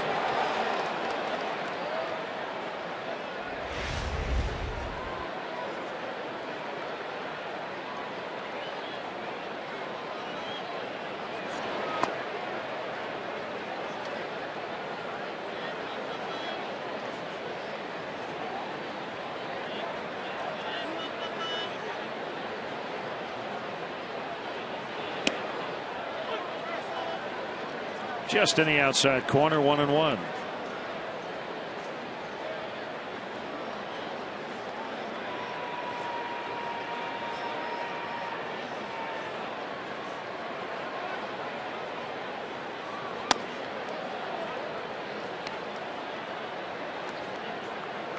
And good try that time by Justin Germano. You could see that Steve Clevenger clearly wanted that fastball up above the top of the strike zone. And many times a pitcher in that situation will airmail one over everybody's head, which does absolutely no good. You throw a pitch, a foot above the umpire's head all the way to the backstop. No hitter's going to be tempted to swing at that pitch, and it's not going to set up your next delivery. But that time he threw it just above the top of the strike zone, where Weeks, if he had swung at it, probably pops it up. Comes another curve. Couldn't get him to go after it. 3-2. Well, I do have the top 10 home run hitters in Brewers history, and none of the 10 is or was a switch hitter. Ryan Braun's 6th on the list. 195. Robin Yount, franchise leader. He hit 251. Nice piece of hitting by Ricky Weeks. And he's 2 out of 3.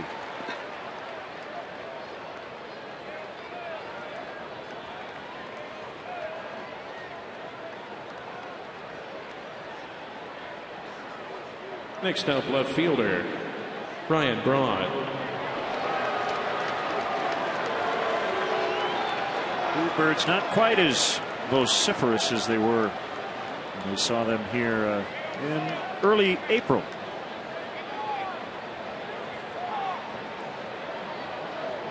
Well, Ryan Braun is not nearly as vociferous as he has been in seasons past. I think he's just trying to keep his head down and his mouth closed and play the game and not draw any undue attention to some of the antics that he used to pull on the field.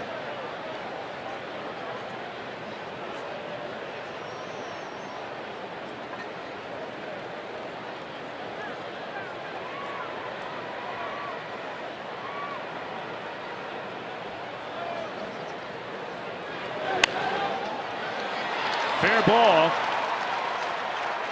Keeping an eye on Weeks. Ed Cedars tells him to go. Relay throw, going to be a play at the plate. Nope, late, bad throw. And Braun just kept on going. He ended up at third. It's 3-2. No error on the play. Braun with a double went to third on the throw. Pitch way off the plate inside. Braun got jammed a little bit, but strong enough to muscle it down that left field line. Weeks runs extremely well also, and he motored around those bases. Unfortunately, Castro's throw to the plate strayed to the foul side of the line. No chance for Clevenger to get across and field that throw and try to apply a tag. He was positioned on the inside of the foul line. The throw was to the outside of the foul line, and Clevenger would have run right into Ricky Weeks trying to cross that foul line and get the ball.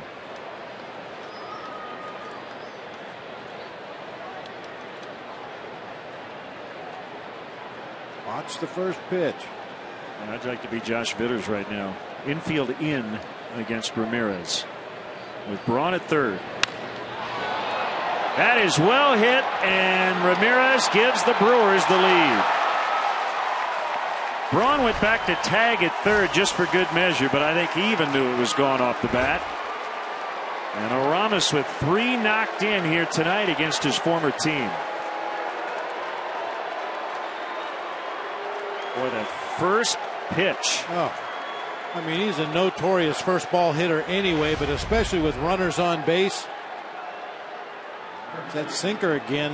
You can see Clevenger reaching from off the plate outside all the way back to the inner third of the plate. Make mistakes on the first pitch to that guy, and he will hurt you.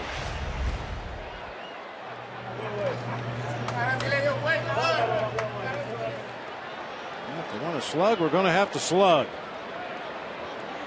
19 on the year for Ramos. 2 more extra base hits tonight.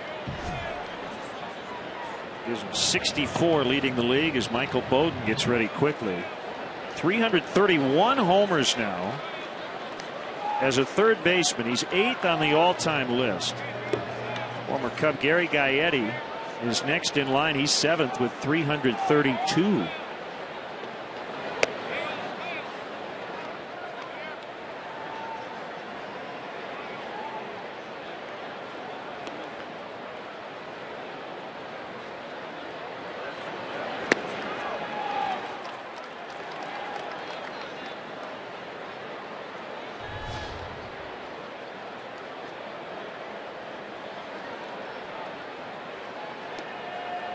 Two to Hart. Full now, 3-2.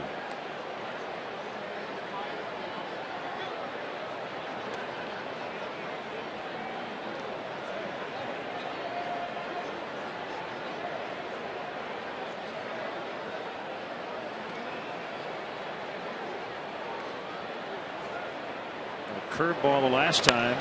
This time, instead of taking it for strike 3, flies out to Brett Jackson. All right, this is a good one. It's not a long list of everyday players who've been switch hitters for the Brewers that I can remember. Our AT&T trivia question. And the all-time leader, Jose Valentin. Well, we got 2 of the top 3. Unfortunately, not the right one. Yeah, forgot about Jose.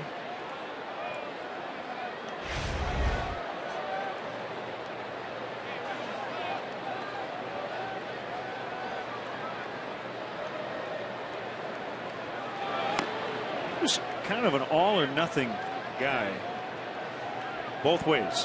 He could make the spectacular play at short and then boot an easy ground ball, and he could hit the ball 500 feet when he made good contact.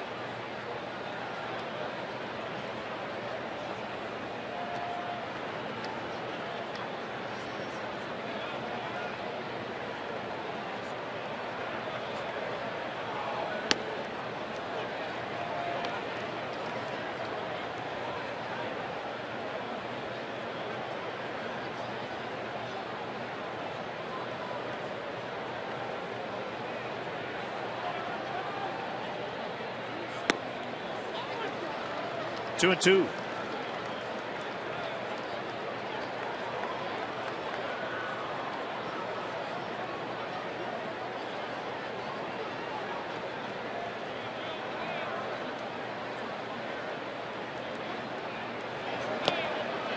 Lucroy strikes out with a 3-run fifth. And the Brewers have the lead once again. Braun with a double and Ramirez with a homer.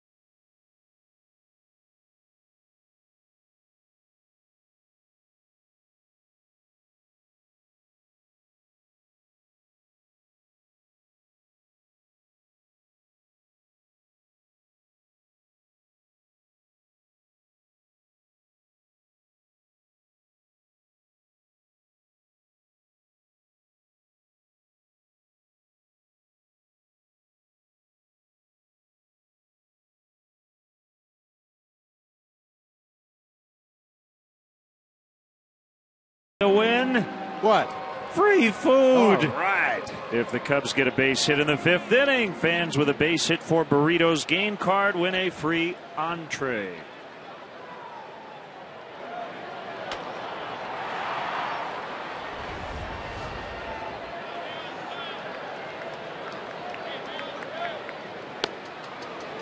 Rizzo swings and misses. Cubs trail by a run.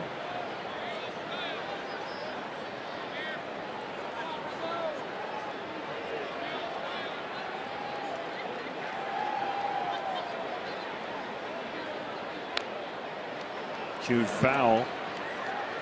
0-2.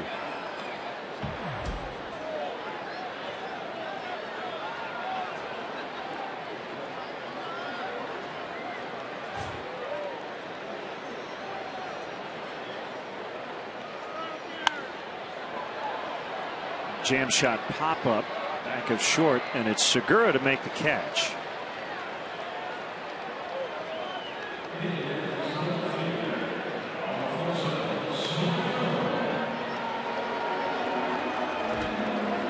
Soriano knocked in a run with a double following the RBI single by Rizzo back in the 3rd.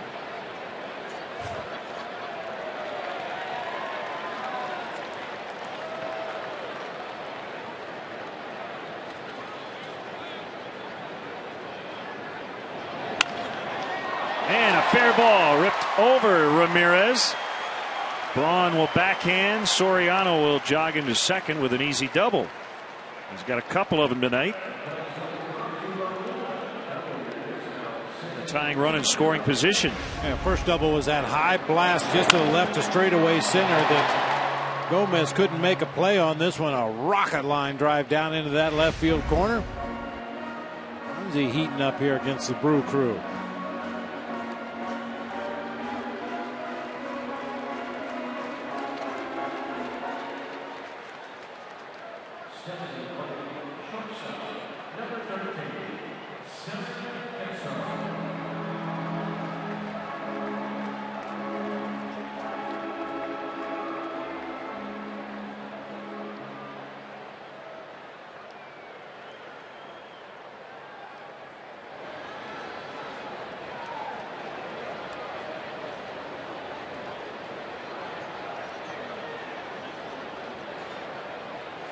There's a pitch to Castro, ground ball to third. Ramirez will look Soriano back to second before throwing on to Hart.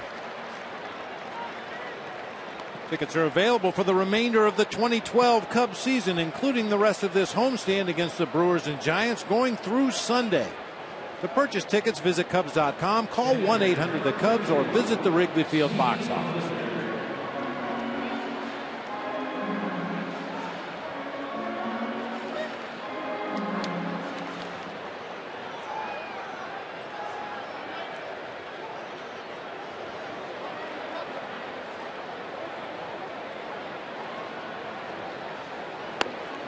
Called strike. Good night for Clevenger with a double and a walk. Second consecutive start.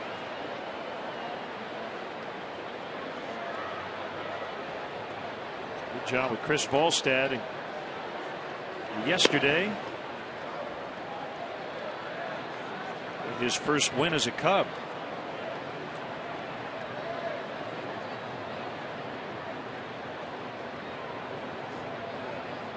When a pitcher has the kind of command that Chris Volstad did yesterday, it's fun to catch guys like that.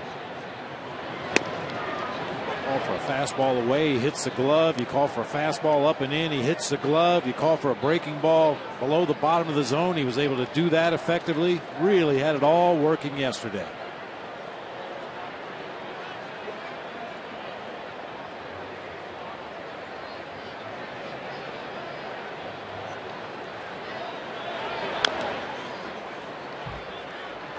After tomahawking that high fastball on an 0-2 pitch for his double earlier in the ball game, I got to believe Estrada's just going to feed him a steady diet of off-speed pitches, either curveballs or change-ups. Try to keep him out of the middle of the plate.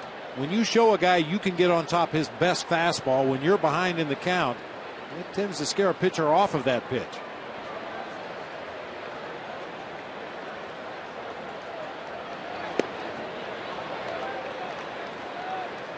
Ball down that time. 2-2. Well, this pitch is closer to the strike zone. Jonathan Lucroy wanted to make sure it didn't get by, so he assumed a blocking position. If he catches that ball out front, it could be a called strike 3. Swing and a miss. He got him to end the inning.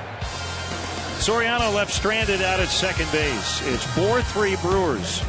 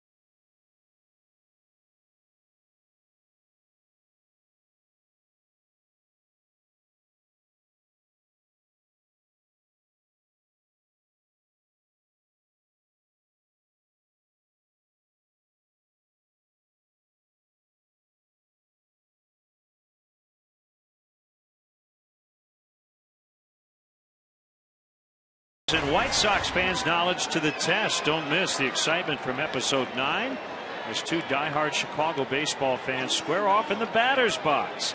Presented by Midas tomorrow at 11, only on Comcast Sportsnet.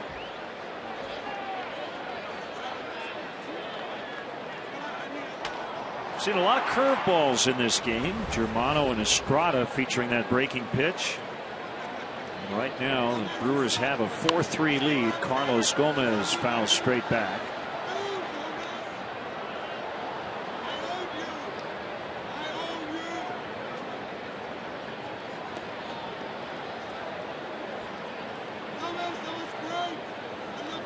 Forward to Buddy Guy, Chicago Blues legend, coming up with a 7th inning stretch.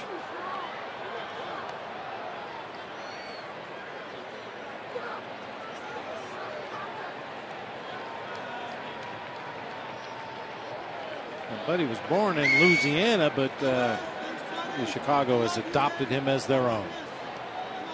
Recently wrote a memoir. When I Left Home, My Story. Talked to him about that.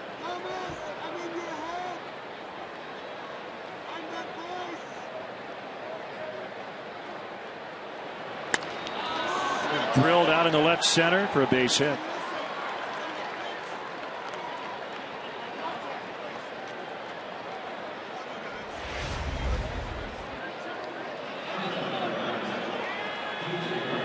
Gomez a much better hitter when he shortens up and just tries to make solid contact. We saw him taking some home run swings in his previous at bat. That time shortened everything up, just got the barrel on the ball, clean line drive into left. It's going to be it for Germano. Michael Bowden is ready. It's a dodge call to the pin. Leadoff man on. We're in the 6th. 4-3 for the visitors.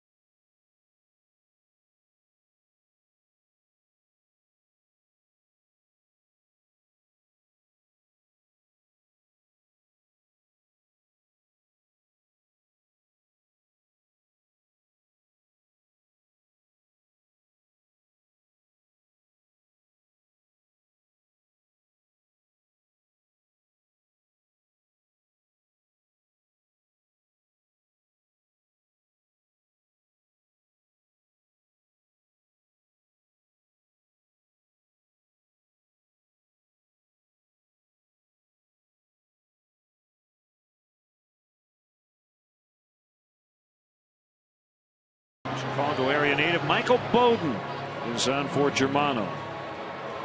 He last pitched against the Brewers a week ago, a clean 8th inning. Gave up 1 base hit, struck out a couple of hitters. Got Ricky Weeks looking, Aramis Ramirez swinging. Did give up the base hit to Aoki.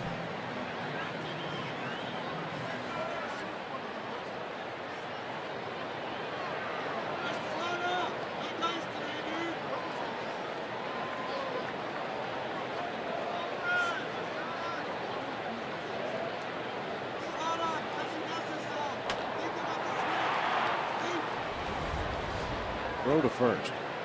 That's something the Cubs have really improved upon this season. When you have potential base stealers on over there at first base after a pitching change, before you deliver a ball to home plate, a pickoff move to first base, and I like that move. A lot of times, if a relief pitcher comes into the ball game, he's so focused on throwing that pitch to the hitter that he doesn't pay enough attention to the base runner.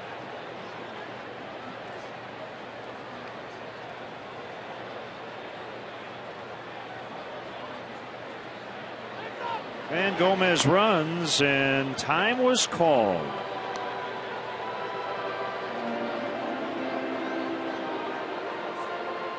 I've said it many times, Len, that's the batter's responsibility in that situation. If that pitcher's holding the ball so long out there on the mound that your base runner could possibly be compromised, maybe get a little too far off the bag, your job as a hitter is to call timeout. But that time it worked against the Brewers because Gomez had an enormous jump over there at first.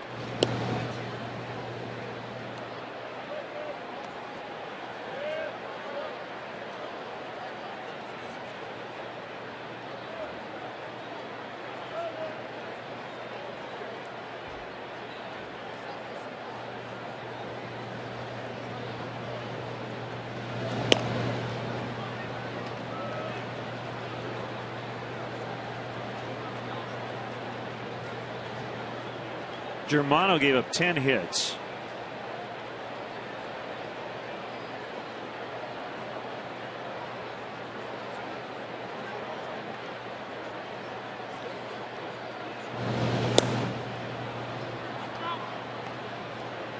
Well, the pickoff attempt at first, I believe that was supposed to be a pitch out.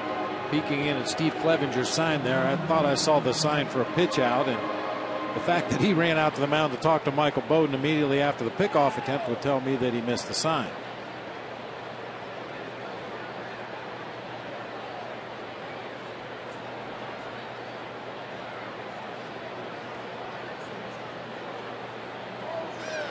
That's ball away. Gomez doesn't run. Ball one. Estrada is on deck, but with Cameron Lowe getting loose, and Renicky, I'm sure, has a couple of pinch hit options depending on what Segura does. Cubs don't have anybody up in their bullpen.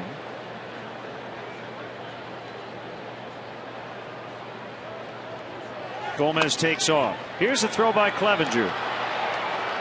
Safe.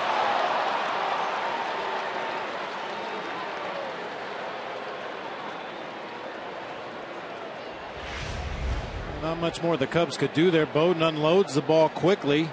Gomez just too much speed going into that head first slide. Darwin Barney, notice how he keeps the tag on Gomez as he slides across the bag, hoping that perhaps he would come off the backside. But he's able to stay on the bag, safely in scoring position. Grabs his 27th steal.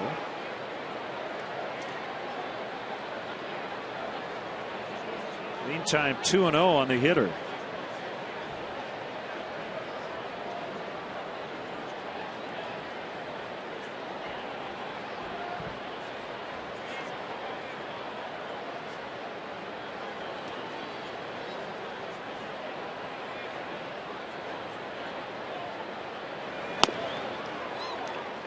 Two and one.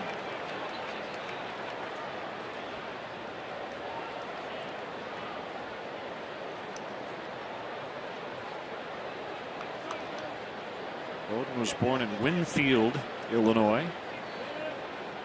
Now lives in Oswego.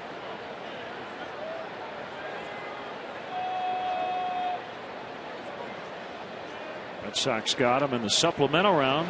2005 foul tip for strike two. 2-2.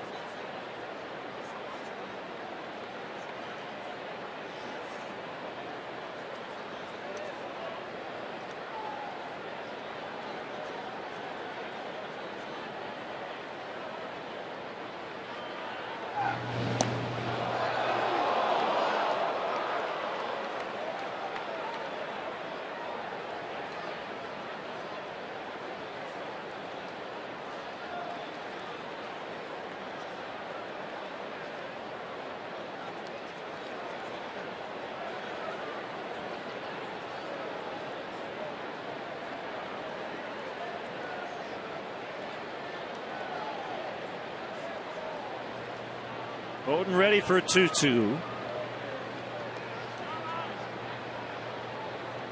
Here it is. Fouled back. Not much of a leg kick. Kind of falls toward home plate.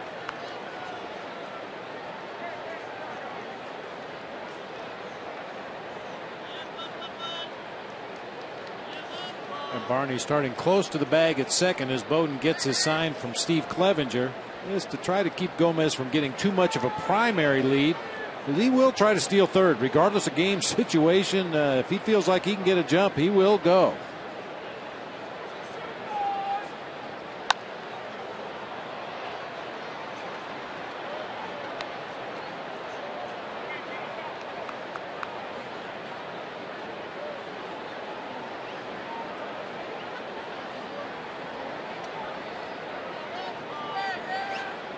Curious to see a study of how pitchers fare against batters in situations like this when they are forced to really pay attention to a potential base stealer.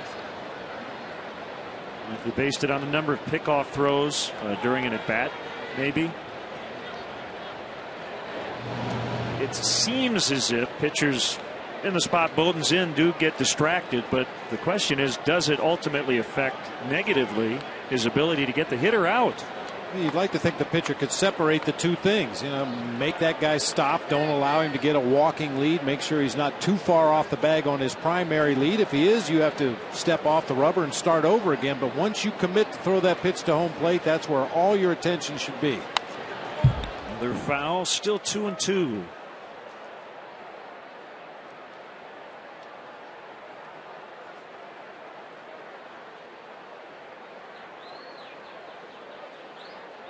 Undoubtedly, this is the effect speed will have on the game. Changes the pitches that Clevenger calls. Obviously changes the defensive positioning. Darwin Barney forced to cheat over from his position to try to hold Gomez a little bit closer to the bag at second.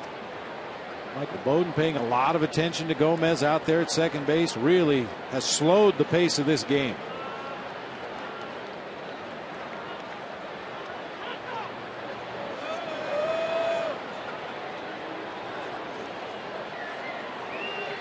And for me, Len, this is one of the big differences between the National League and the American League. The American League game, for the most part, is very slow-paced to begin with. When this happens in a National League game, everybody gets impatient. Let's go, let's go, let's go. What's holding the game up? Keep moving, keep moving. Swing and a miss, he got him. So he was able to get Segura, even while keeping an eye on Gomez. Yeah, you're right. I mean, watch a Yankees-Red Sox game sometime when you're at the 4-hour mark in the 6th inning and there's only been 6 hits. Every at-bat is a grinder. Every base runner is a grinder. Everything slows down. When it happens in a National League game, people get impatient. So Ishikawa will hit for Estrada. Has a chance for his second consecutive win. It would be the first 2 of the year for him if the Brewers bullpen can hold him. But there's still a long way to go. We're only in the 6th. He gave up 3 unearned runs in his 5 innings. And Estrada over his last 2 starts against the Cubs with 17 strikeouts.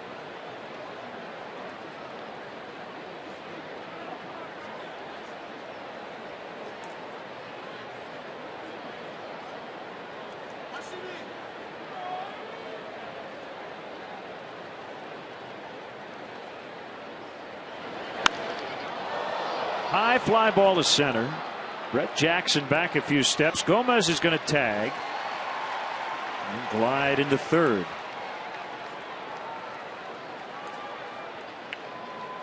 Tomorrow night, Kimberly Clark night here at Wrigley Field as the Cubs host the Brewers for Game 2 at 7:05. Throughout the game, lucky seat winners will receive special prizes, compliments of Kimberly Clark. For more information and to purchase tickets, visit Cubs.com.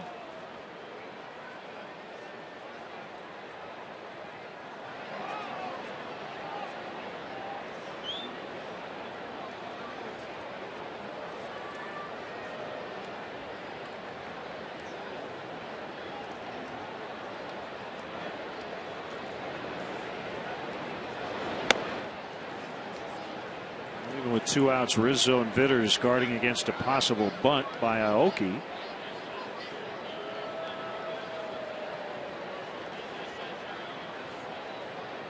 It's to Katie Marta from the Cubs marketing department for delivering a couple of Cubs runners caps. These are nice. Makes me want to go jogging. Maybe not quite.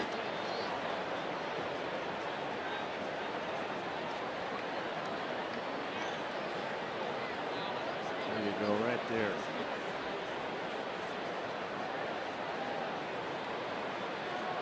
Very lightweight.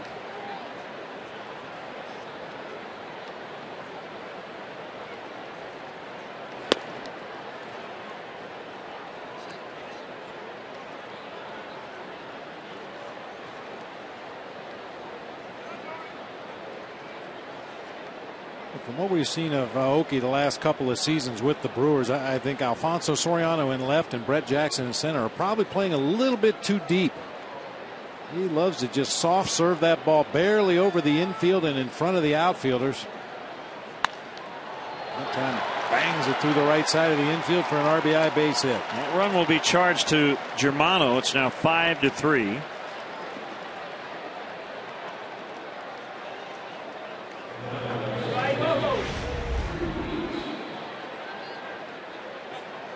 Four-seam fastball up over the heart of the plate. Not a two-hand backhand swing that time by Aoki. Rolled right over that one. Topspin grounder shot through that right side of the infield. Now Ricky Weeks, who was 2 out of 43 against the Cubs going into the game tonight. He's 2 for 3 in this game alone. He was also 2 for 28 overall here lately.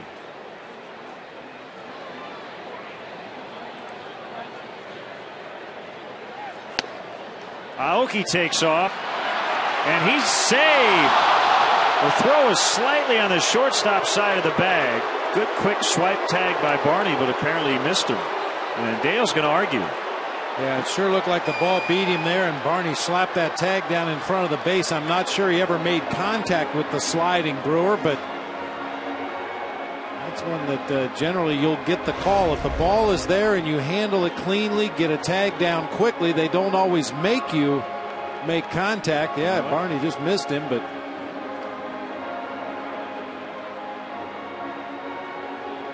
it looked like Aoki almost did that intentionally, really digging that left foot into the ground. Barney missed with the tag initially. Foot's off the bag right there. He should be out. It did not look like Barney pulled Aoki's foot off the bag. It's still called safe. Once again, a lot of things happening in a very short period of time. A lot of things for an umpire to see. It sure would help to have some replay. I'm with you on that one. We had a much better look at it than E.J. Rayburn did.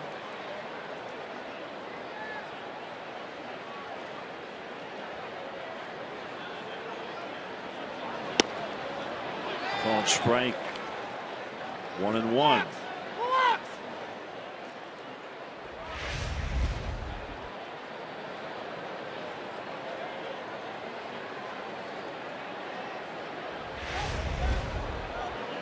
How those borderline pitches are received, it can really make an umpire's job tough. That curveball definitely caught the bottom of the strike zone, but because of the downward movement, Steve Clevenger, by the time he received it, it was well below the zone.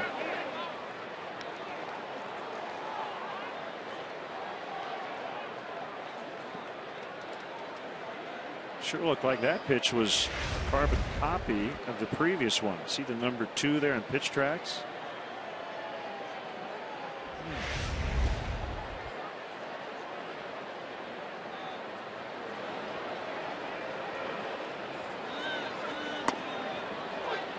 Two.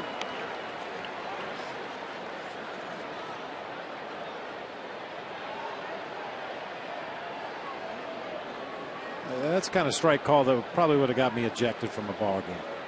You're going to give him the strike down there at the bottom of the kneecaps with a breaking ball, and you're going to give him the top of the zone with a breaking ball.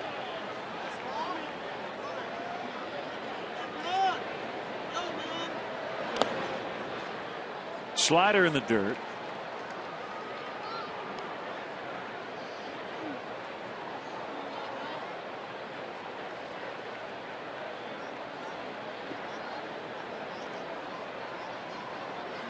Baby didn't have the pacifier in his mouth, he'd have said, "Bear down, Blue."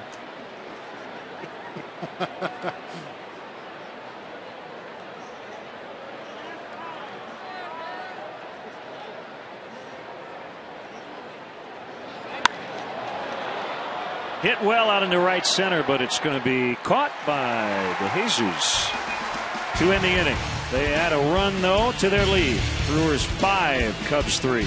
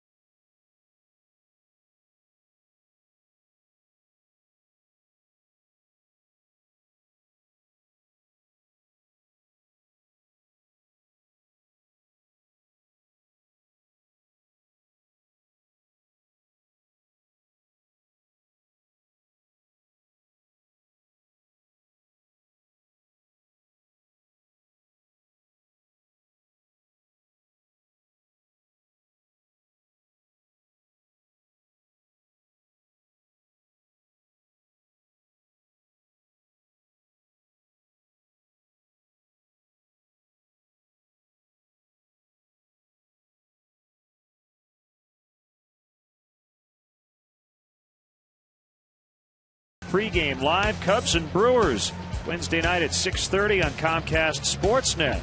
Fans' best friend.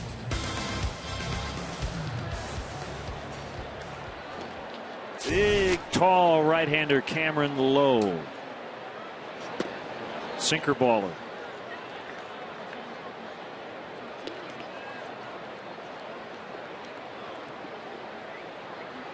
Been busy. Appearance number 56.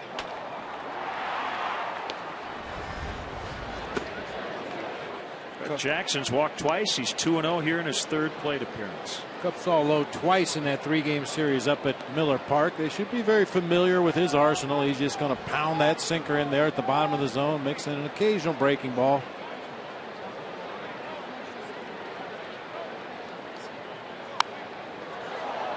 That sinker fouled off to make it 2-1.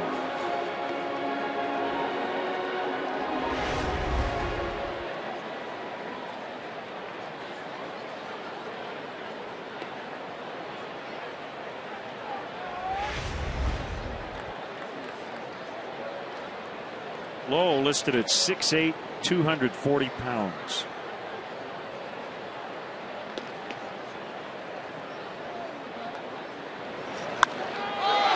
Hammered deep right center for Brett Jackson. Gone.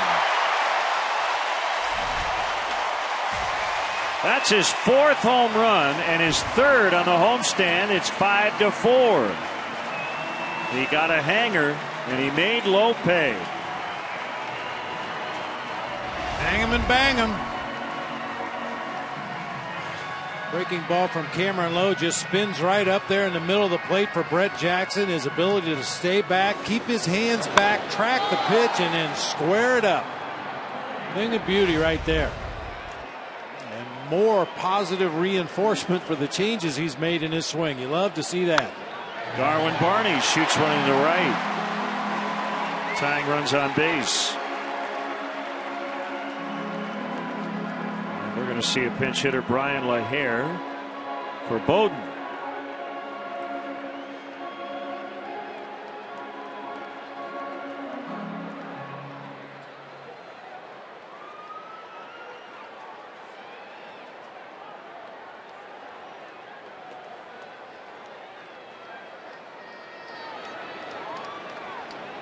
See the numbers for Brian LaHare this season as a pinch hitter off the bench, which is what he's been relegated to mostly as of late. 3 for 16 with a homer and 2 driven in.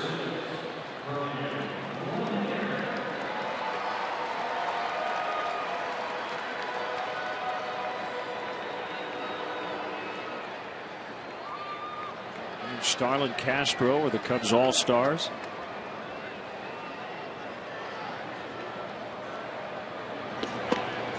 His only homer in the second half was in Milwaukee last week. It was on Wednesday against Giovanni Gallardo.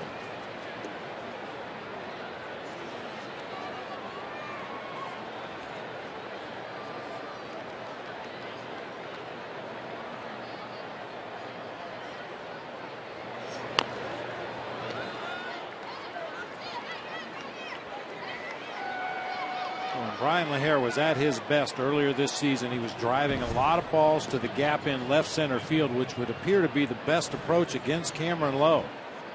That heavy sinking fastball is usually going to be working its way toward the outer part of the plate with movement away from a left-handed hitter. Try to stay on it, drive it the other way.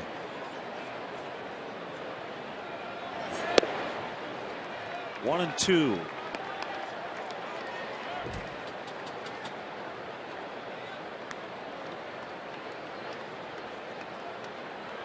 Wild one tonight in New York. Blue Jays and Yankees tied at 7 in the 10th. Colby Rasmus with a 3-run homer in the top of the ninth before Derek Jeter tied the game in the bottom of the ninth. So neither bullpen could hold it in the last inning.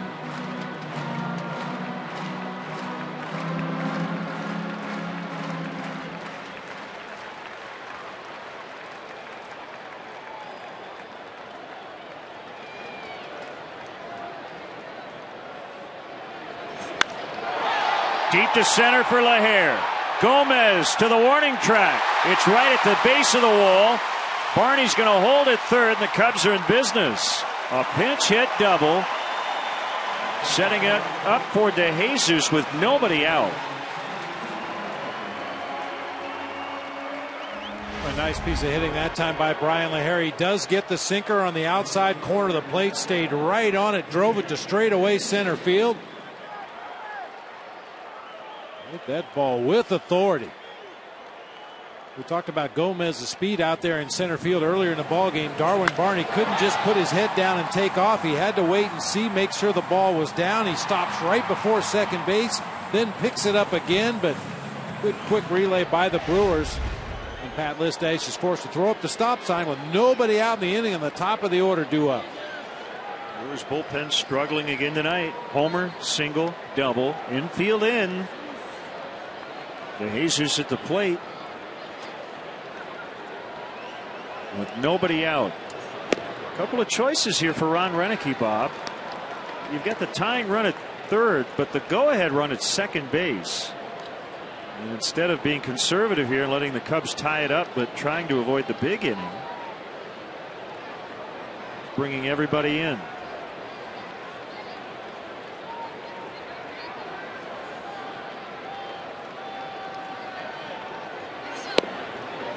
Two and 0.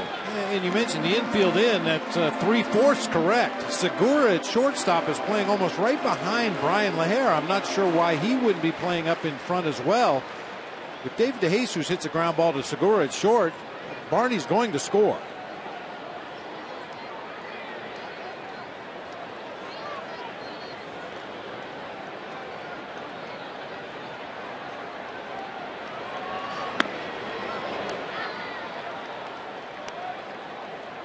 It's almost like Segura's trying to hold Brian LaHare close at second base. Try to keep that go-ahead run from scoring, but In the meantime, could possibly just allow the tying run to score on a ground ball to short.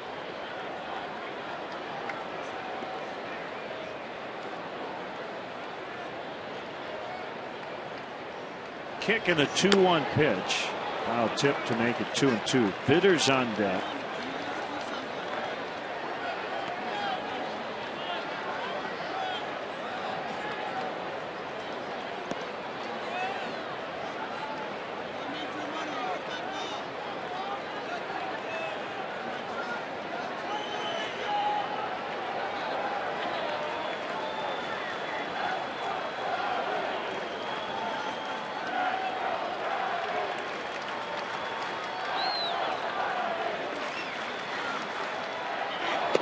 Swing and a miss. Strike 3.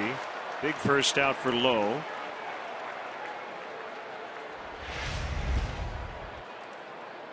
There's so much bottoming action on that sinker. Occasionally Lowe will get around the side of the ball. He'll drop his arm angle and that sinker will flatten out. But when he stays on top of that pitch like he did on that last one, there's a lot of downward movement. Gets to the hitting area and bottom just falls out of it. Well, if you're going to play the infield in with nobody out, you're definitely going to do it with 1 out. Now Segura playing in with everybody else. Toward the pull side as Bitters looks at ball 1. Boy, Brian LaHair should really work to get a maximum lead out there at second base. But at the same time, once that ball gets past Josh Vitters and into the glove of Jonathan Lucroy, you got to bust it back to the bag at second. He can get about as much of a primary lead as he wants out there, but Ricky Weeks, now they're going to shift their defense around a little bit. 2-0. Rizzo on deck. Now that will shorten up the lead that Brian LaHair can get out there, because there is a Brewer defender close enough to the bag that there could possibly be a pickoff attempt.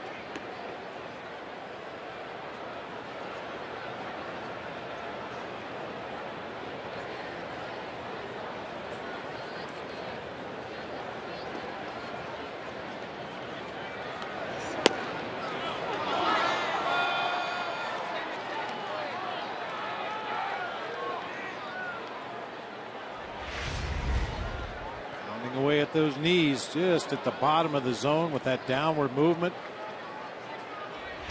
Josh Vitters has been a very passive hitter so far tonight, but that was a good take. That was not going to result in anything good if he swings at it.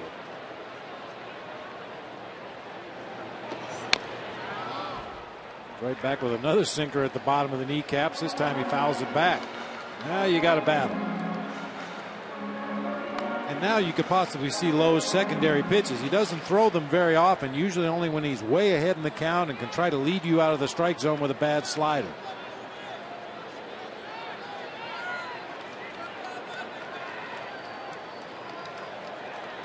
Two on Vitters.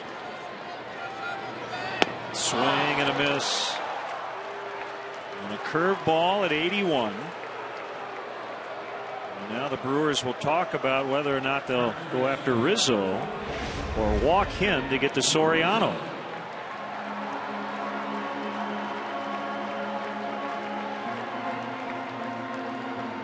Rick Kranitz will come out now. No history between Lowe and Rizzo. Anthony didn't face him in that series up in Milwaukee. Alfonso Soriano's 3 for 10 lifetime with a double and a homer against the sinker baller.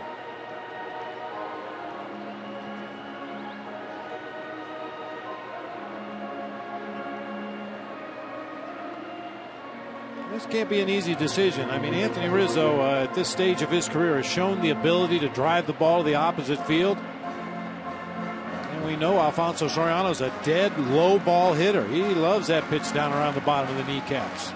So a little bit longer discussion than normal out there on the mound. We'll see what the Brewers choose to do.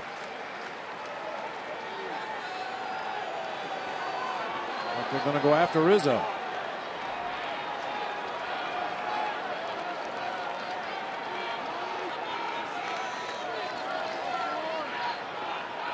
Here's a pitch. It's a strike.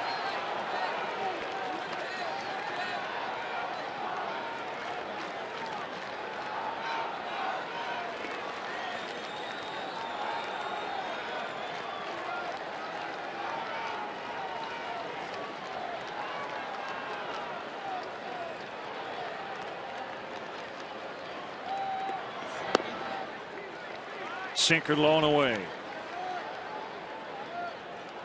Jackson led off the inning with a homer. Barney singled. LaHare off the bench doubled. Looked like the Cubs were in great shape, but then DeJesus and Vitters both struck out swinging. So it's up to Rizzo with 2 outs.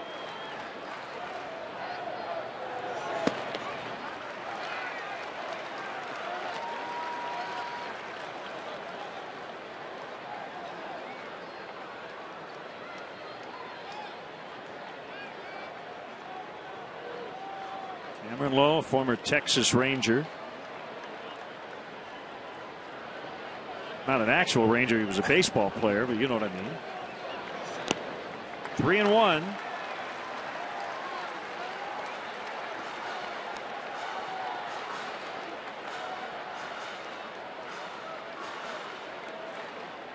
Started a handful of games for Texas, 23 of them in 07. He's been a reliever ever since he came to the Brewers.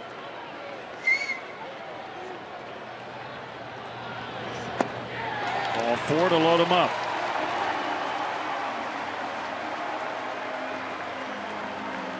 Well, let's take a look at that Anthony Rizzo at bat against Cameron Lowe.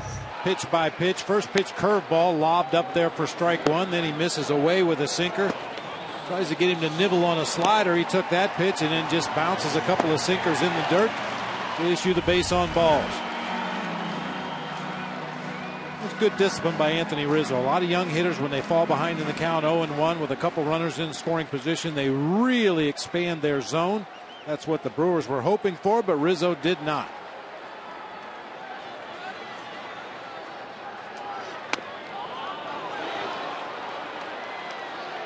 Curve strike.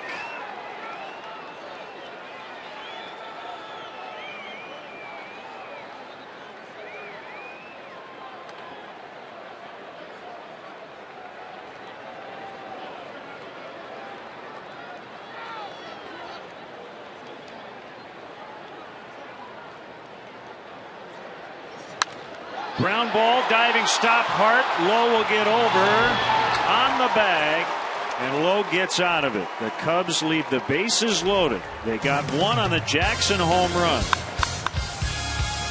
They could not tie it up. They trail by 1.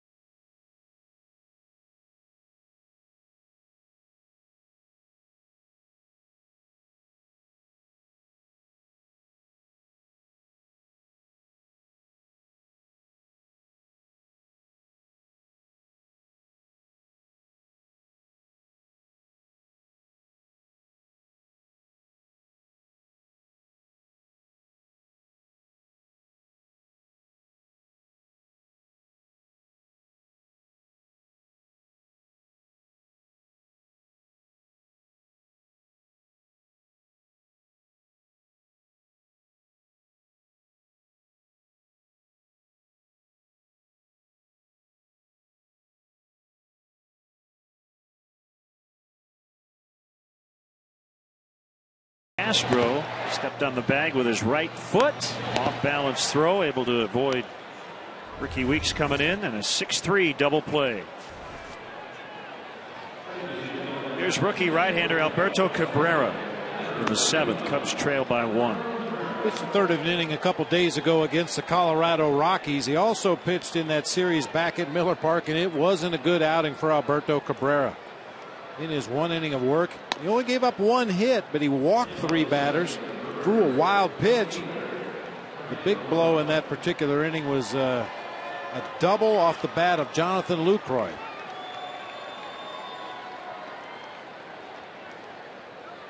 Well, Nate McLouth, remember him? Yeah. He had a big 2-run homer in the 8th inning to give the Orioles a 4-3 lead over the White Sox, and that would be the final score. As Baltimore now has won 13 straight 1-run decisions, 24 out of 30 on the year. It's a big win for the Orioles. In that game, Lou Ford hit his first home run in 5 years in the big leagues. Jim Johnson got his 40th save. He's 40 for 43. Underway in the 7th, a strike on Braun. He has doubled home run, has scored twice. And the guy on deck's done a lot of damage against his old team. On the ground, Castro will spin. Safe. Just couldn't get enough on the throw. And Braun has his second hit. Starlin showing that range, going way up the middle of the field to get to that ball. It's kind of an awkward spin that time. Normally he gets all of his momentum going with that reverse pivot and throw to first base, but that time had to take an extra step. Just couldn't get enough on the throw.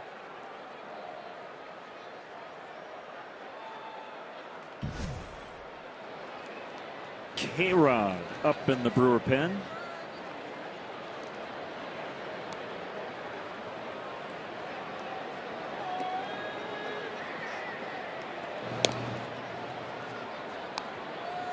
Time now for our Xfinity high-speed action. Boy, Ramirez has had some good passes at the ball. First pitch swinging, doubling in the first at bat. Crushes one to center that's caught. Another first pitch swing. A 2-run homer to give them the lead. Barney, nice play. Castro, they turn it. Thing of beauty. 2 down.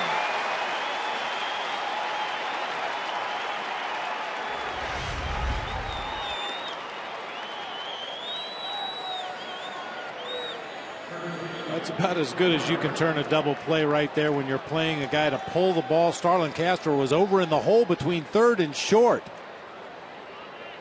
Oh, and Barney with a perfect feed, leading Castro right to the bag.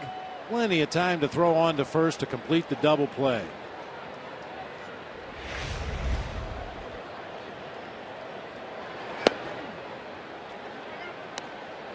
One and nothing on Corey Hart. Nice play. 3-1 ground out to end the threat in the 6th inning as the Cubs had the bases loaded. Inside, 2-0.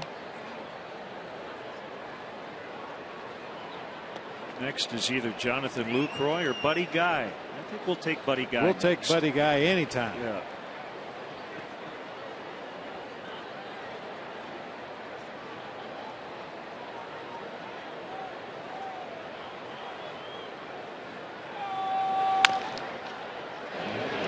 And right on cue, Captain Morgan's 7th inning stretch. Buddy Guy. For Take Me Out to the Ball Game, Chicago Blues legend Buddy Guy. Hey! Let me hear you! A 1, 2, a 3. Take me out to the ball game. Take me out with the crowd. Buy me some peanuts and Cracker Jack. I don't care if you ever come back. This is root for the Cubbies. If they don't win, it's a shame. 'Cause it's two and the whole ball game. Hey, let's get some runs!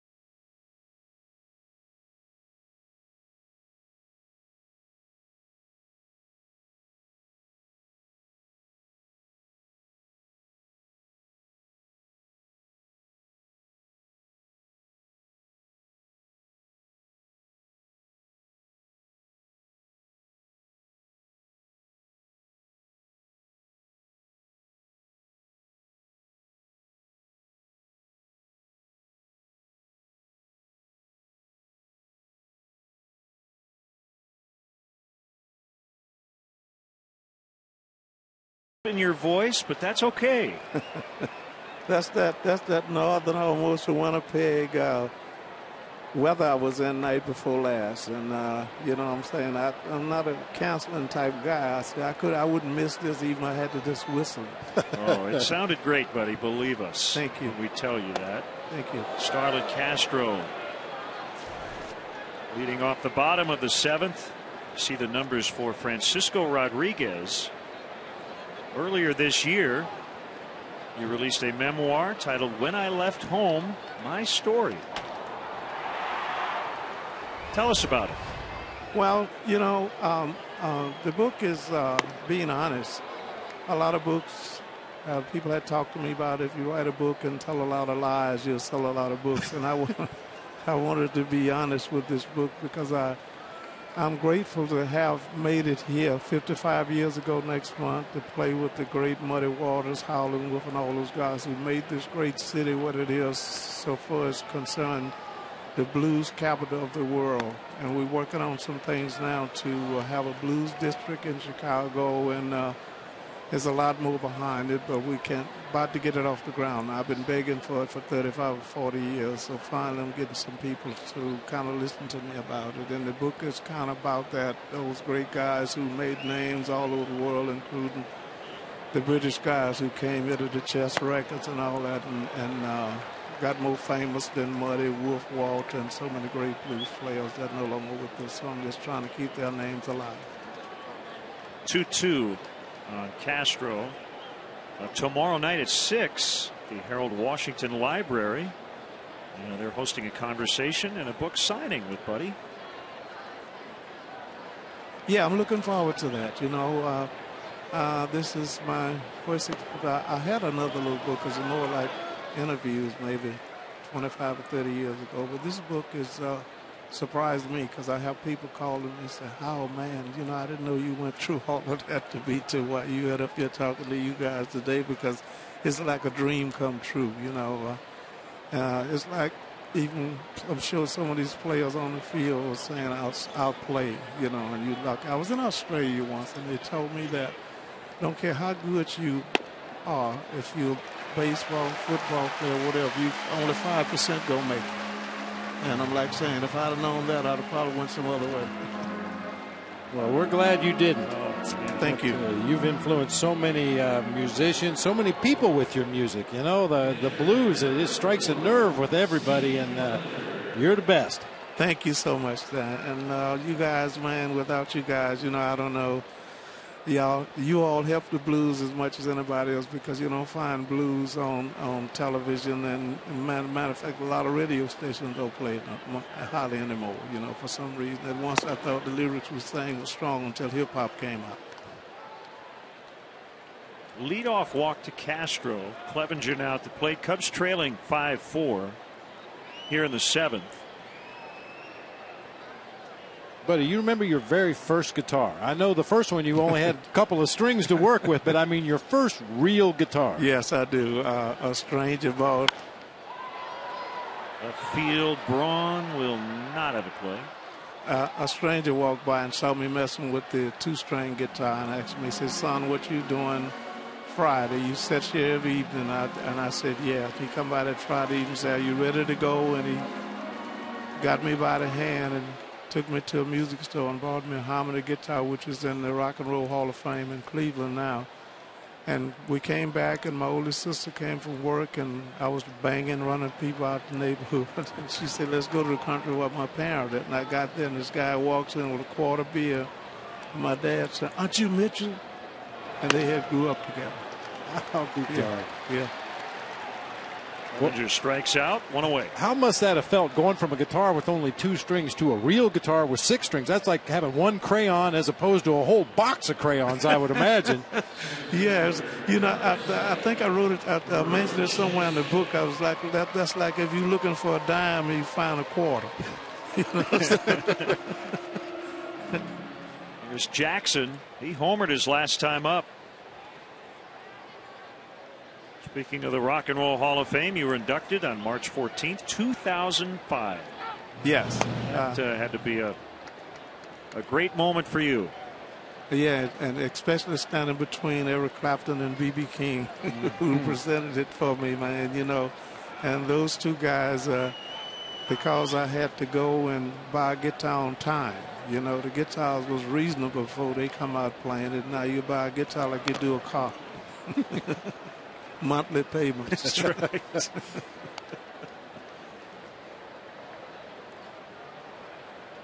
Well, one of our favorite documentaries, Play It Loud, you know, you've got guys like The Edge from U2. I mean, he's just, everything's so meticulous. And you have Jack White, who just put 2 strings and 2 nails together and he'll play it. Yeah, well, that's guitarists are all different. Yeah, well, you know, it's you know, if you get into it, you know, I love baseball, I love football, I love all sports. If you put everything into it, man, you'd be surprised what you can do. You know, it's you can be so creative, and sometimes something come up you didn't have the slightest idea it would be. And I don't know, you guys got to really, when you finish, just turn on YouTube. I got a kid just turned 13 years old. I'm helping him, man. He walks up at 7 years old and starts playing the guitar, and I say, wait a minute. There's no way you can play like this at 7 years old. I had to go back and see, could I unplug the amp? Was it him? And when you know, just he got a little CD out. I put it out called Cyclone. His name is Quinn Sullivan. Please check him out. Man. Yeah, we absolutely He's amazing. Well, it's a good time to start. Oh, yeah. You get those fingers moving. It's a lot easier when you're 7 or 8 to start playing the guitar than when you're 30 or 40. Yeah, well, you don't have too much to get your attention. I tell a lot of young kids, you know. Matter of fact, older people, I don't tell young kids that. Right? When you get old and pick up a guitar, you don't have time to spend the time with it like 7, 8, 9, 10-year-old. You have to go to work and you have other chores to do that you have to put the guitar down. But when you're that age, you can hold it a little longer. And the more you keep it in your hand, the better you'll be. Rodriguez with back-to-back strikeouts. Well, what inspires you musically today? What do you hear that you just talked about the young protege? Quinn Sullivan. What do you hear that just really inspires you? Well, actually, in the earlier days, you know, we didn't have the instruments. The guitars couldn't be heard until Les Paul and Leo Fender amplified it and electrified it. But it was all the late Lou Rawls and all those great gospel singers, man. It was all voices, and you would listen to that. You can talk to B.B. King, and he's one of the ones that created that bend in the string. And that's what he was listening to. And we all listened to a lot of gospel guys come through the South. They didn't have drums, pianos, and guitars. It was all voices. So we figured out what those voices doing with 6 strings on the guitar and an orchestra chord. You know? Little bobble, and everybody's safe. So Segura with an error. All right. And All right. The Cubs are still alive.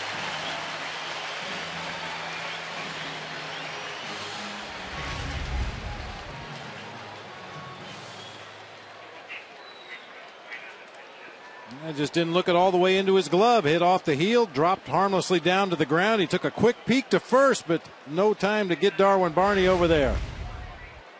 Buddy, I want to ask you about one of my favorite guitar players. Passed away too soon, Stevie Ray Vaughan. I know you had an opportunity to play with Stevie Ray back in the day. What was he like? I played that last note with him that night.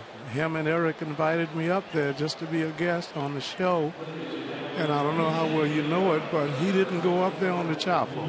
He drove up, and Eric and I invited me to fly. And the chopper we were on was full of me, Eric, as manager, and my bass player. And another guy wasn't ready to come home, and they ran back in and got Stevie and said, man, there's an open seat on this chopper. And it's like my mother said, when your time comes, it doesn't matter where you at, is that it?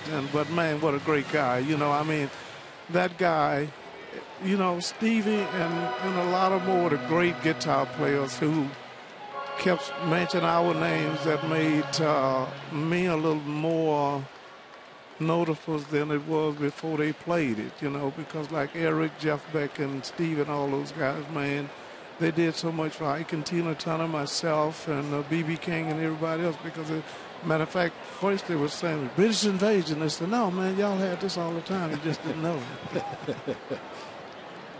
Valbuena pinch hitting. An error keeping the Cubs 7th alive. Strike one. And a curveball. Rodriguez used to throw a slider. Now his breaking ball is a curve. That one at 75 miles an hour. There's Manny Corpus up in the Cubs bullpen.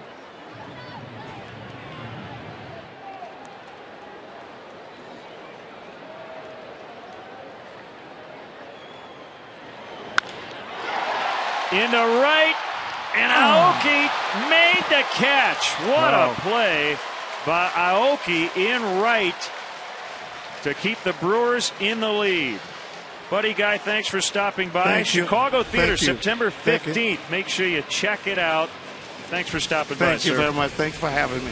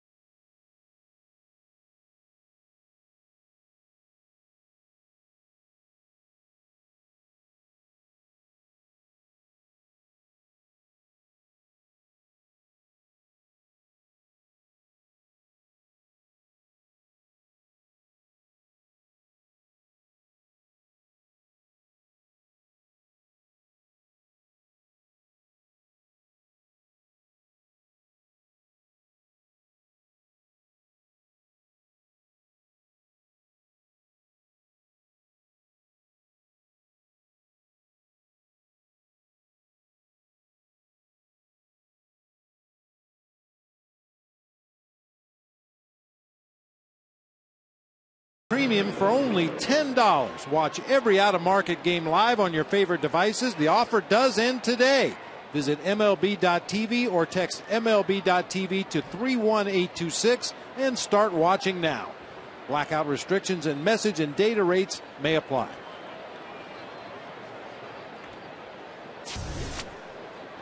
Here's Manny Corpus trying to keep the Brewers where they are.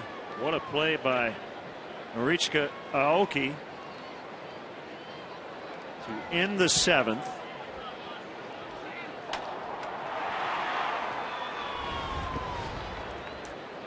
Lou Croy 1 for 3 with a double.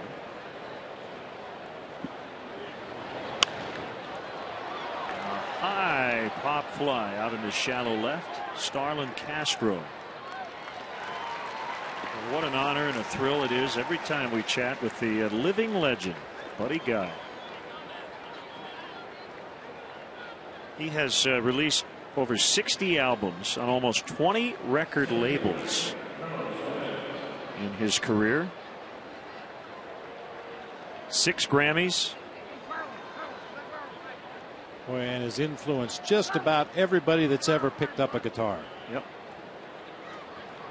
And he's one of my favorites. I always enjoy seeing Buddy Guy in the booth. Sure you head down to his Blues Club, Buddy Guy's Legends.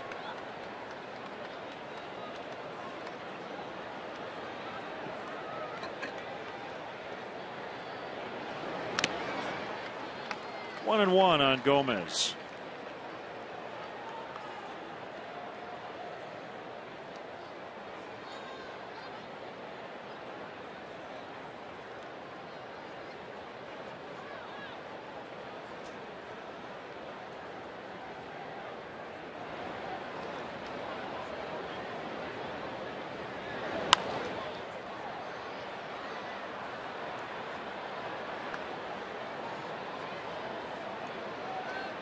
One thing I love about watching Manny Corpus pitch, Len, he'll roll some off-speed pitches up there, some slow sliders, some mediocre sinkers. And if he sees you starting to slow your swing down to catch up to that pitch, he'll zip one in there at 92. Fastball's hit to deep left center, and it's in the basket for a home run. Gomez didn't miss that pitch. He's hit 14 on the year. That's exactly what Corpus tried to do right there. He saw Gomez slowing down his swing to try to get to the slider, so Corpus tries to bust a high fastball past him.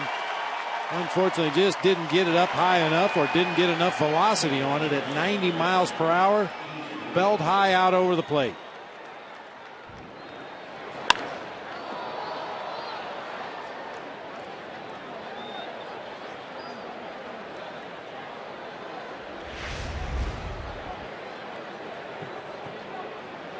Got a big night at the plate. 3 hits, a couple of runs.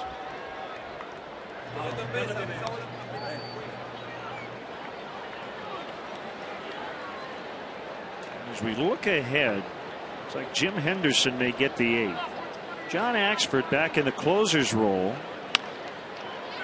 And Segura bounces to Vitters, who backhands, and the throw dug out by Rizzo. Axford got back-to-back saves in that series last week against the Cubs, but then he struggled on Friday in Pittsburgh. Niger Morgan will pinch hit for Rodriguez.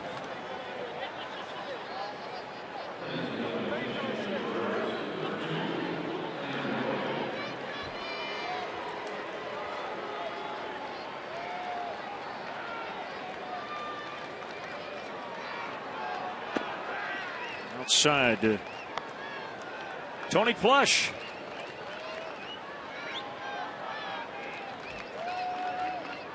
He got his first RBI in his 139th plate appearance. That was a major league record to start a season. He shattered the old record. Herb Adams didn't get his first RBI for the 1950 White Sox until his 125th plate appearance.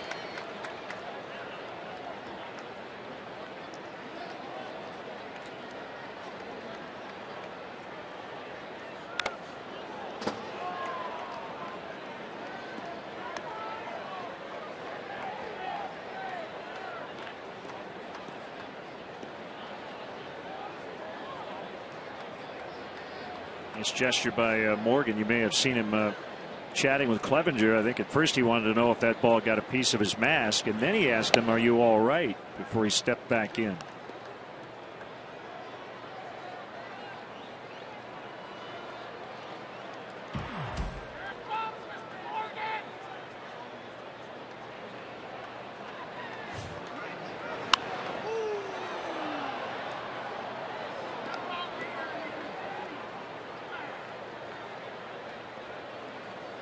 Morgan, a huge part of their division championship team last year. Actually had the series winning RBI to send them to the NLCS.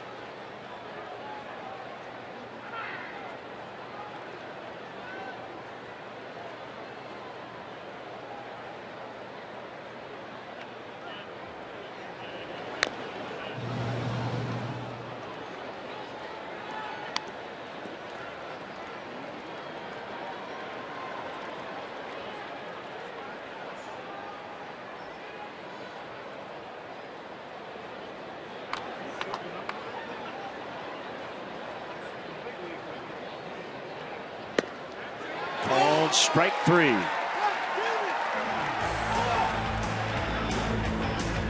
So the home run by Gomez gives the Brewers a 2-run lead once again.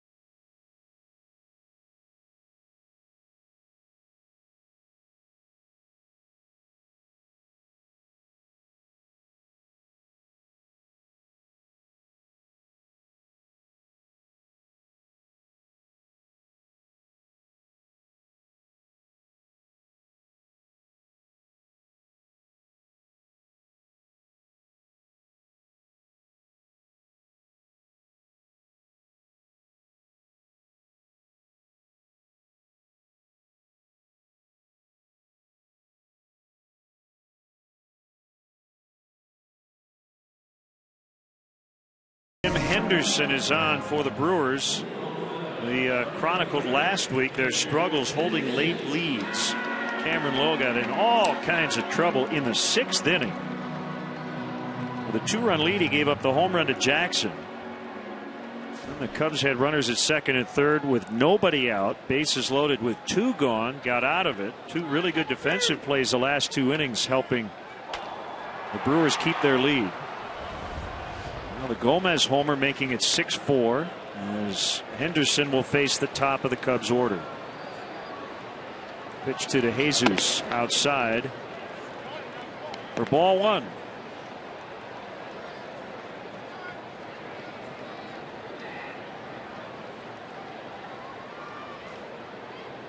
Henderson, too, pitched in 2 of the games up at Miller Park last week.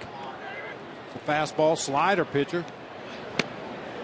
Little tailing action on the heater. Mid-90s.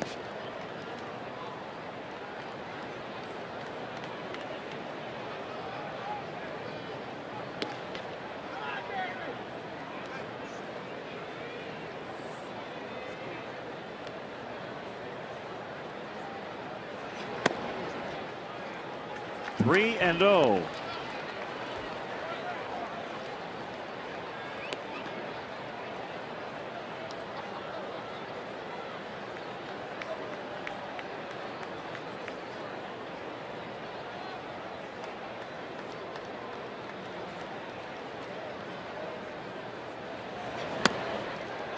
And Jesus walks as a ball got out of the Cubs bullpen just after he took the pitch.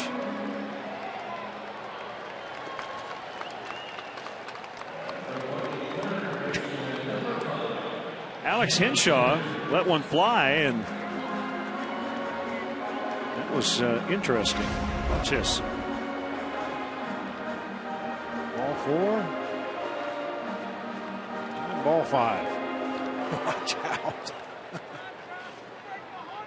When you saw Lester Strode going to the phone down in that Cubs bullpen with the leadoff man reaching here in a 2-run ball game, you would assume that means Carlos Marmol will begin throwing down there.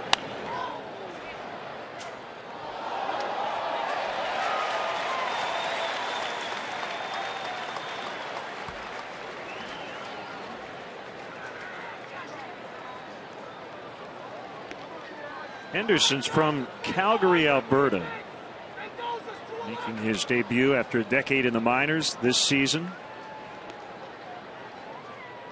Part of his minor league career spent in the Cubs chain. In fact, I believe Pat Listash was his manager at one time. And he's watching from the third base coach's box.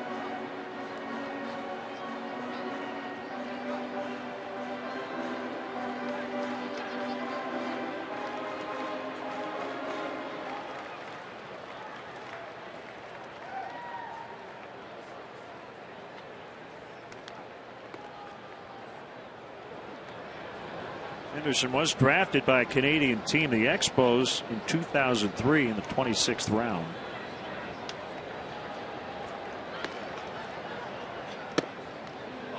But he never got to pitch in Canada. Pitched in the Gulf Coast League, then in Vermont, Savannah, Potomac. By that time, the Expos had moved to Washington anyway. 1-2 to Vitters. In the air to right. Aoki went back, now in. 1 down.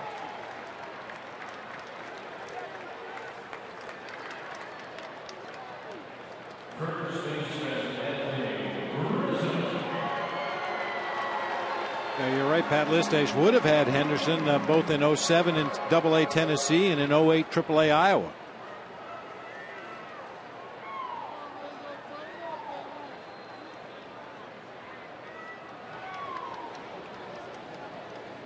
So here's Rizzo.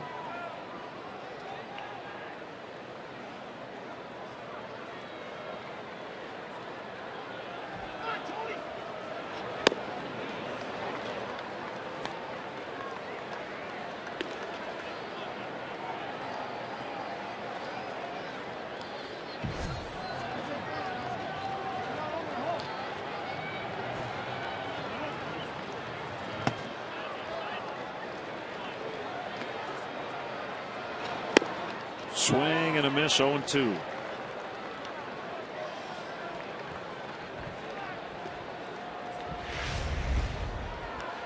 The hard slider starts it on the inside part of the plate. Looks like it's going to be a fastball right there in the happy zone. And late break takes it down out of the strike zone.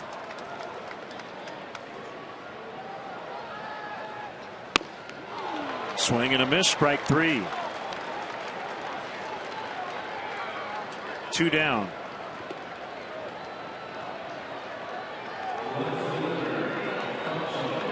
Nasty slider for a guy that throws in the mid to upper 90s with his fastball. That slider's in the mid to upper 80s. Tough pitch to pick up the rotation on. You don't have a lot of time to react.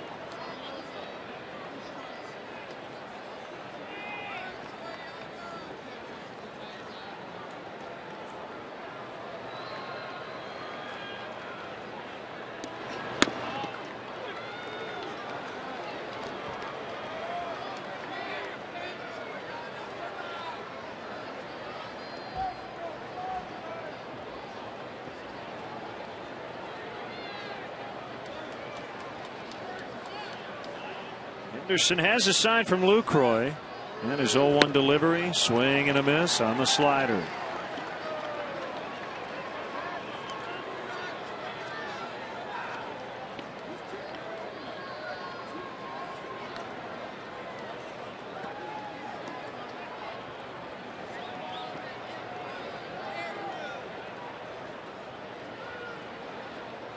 An opportunity here because of all the struggles the Brewers have had late in ball games.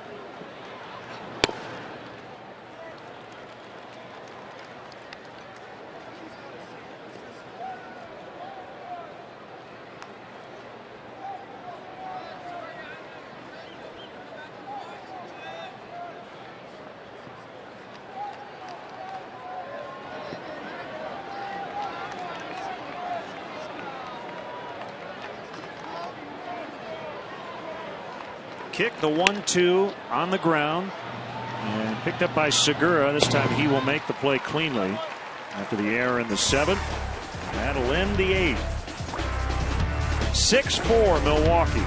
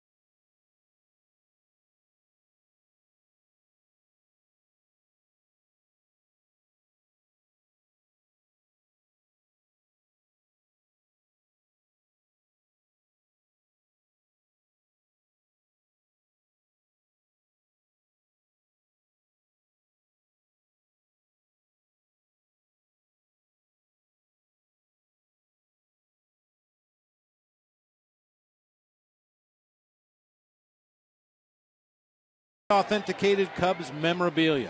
From game-used baseballs, bases, and jerseys to autographed bats and photos, Cubs Authentics has the most exclusive Cubs memorabilia.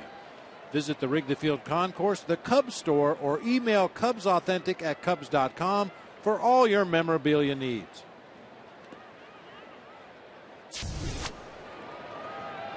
Here's left-hander Alex Henshaw.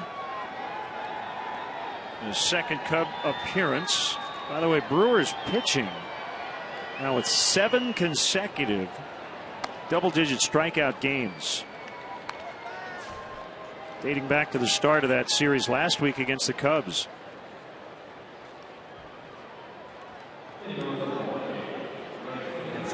14 tonight.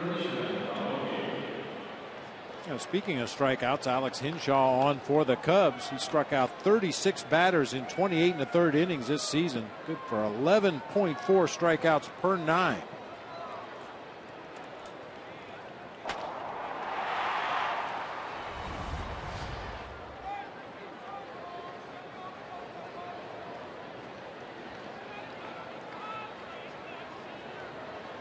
Aoki with arguably the defensive play of the game.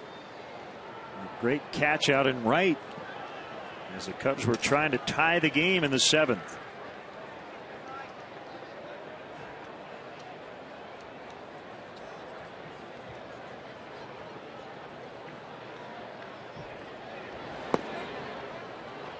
Two and 0.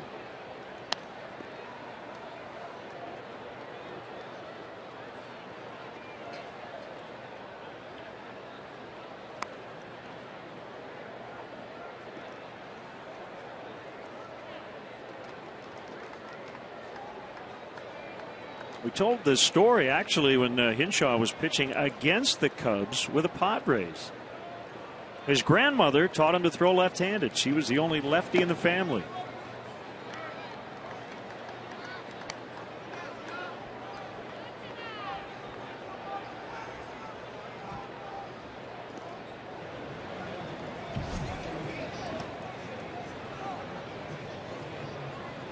His grandmother will take credit for the strikeouts, but the walks are all on him.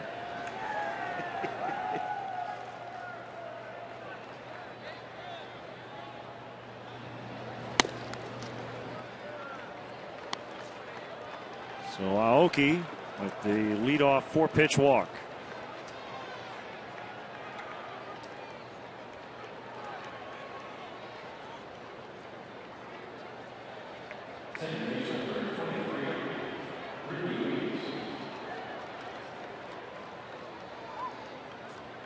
It's the first time a Brewer has walked tonight.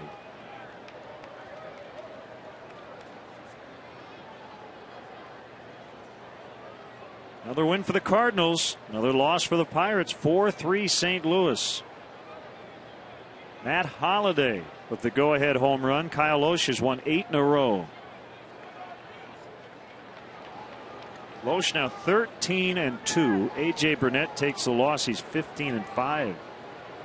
Loesch hasn't lost in his last 13 starts as Aoki got caught off first and barely had time to get back.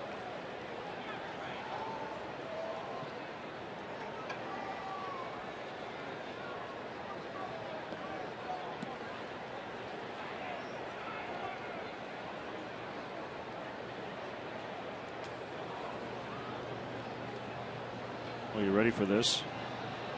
Wow. Ring. The attendance, and they had a huge weekend against the Brewers. I think you mentioned it earlier. 16,700.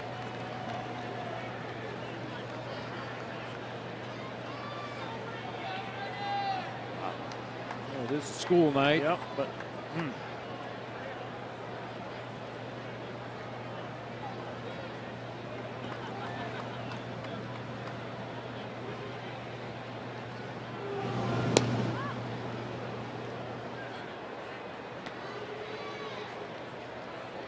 That was a big game to get for the Pirates. They had their ace, AJ Burnett, going tonight. Doesn't mean you can't salvage the series by taking the last 2 games, but you'd like to win behind your ace.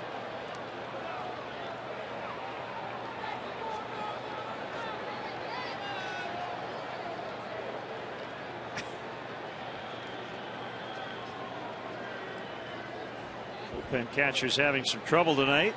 Seen ball get out of both pens here in the late innings. Bitters can't get it. One bounced through the 5.5 hole and into left.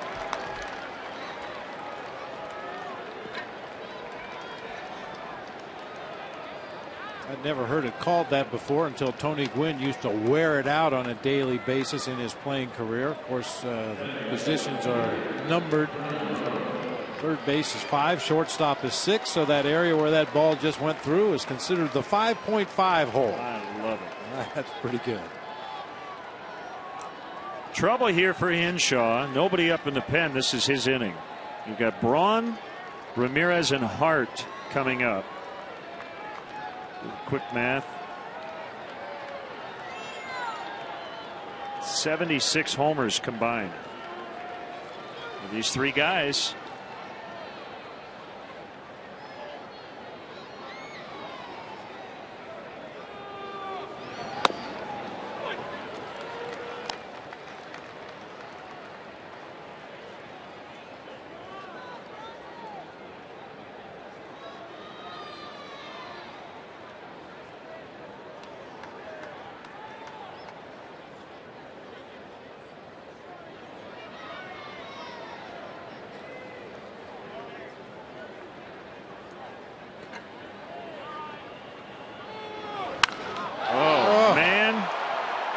Massacred onto Waveland. That ball might have bounced up Kenmore. Echoes of Dave Kingman back in the 70s as Ryan Braun with a 3-run homer to make it 9-4.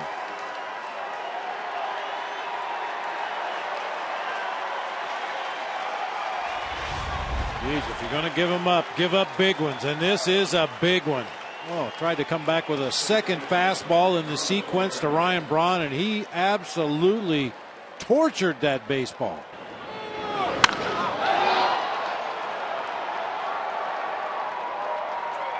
It's not unusual to see a home run ball where the outfielders don't move, but rarely do you see a home run ball where the people sitting in the bleachers in left don't move because they know it's over their heads. I think there's a very decent chance that that ball's still rolling up the street.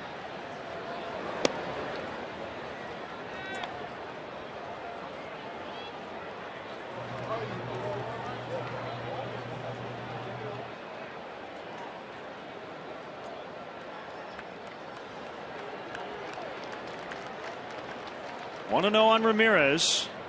9-4 Brewer lead. 1-1.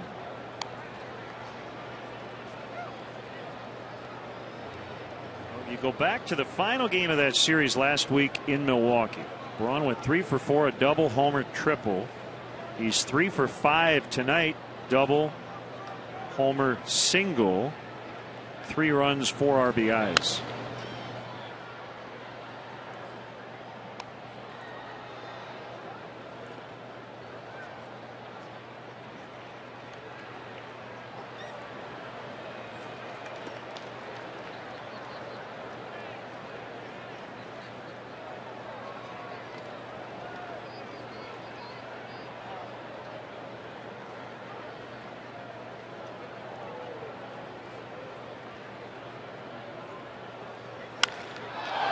Another deep drive, and Ramirez has hit 2 tonight.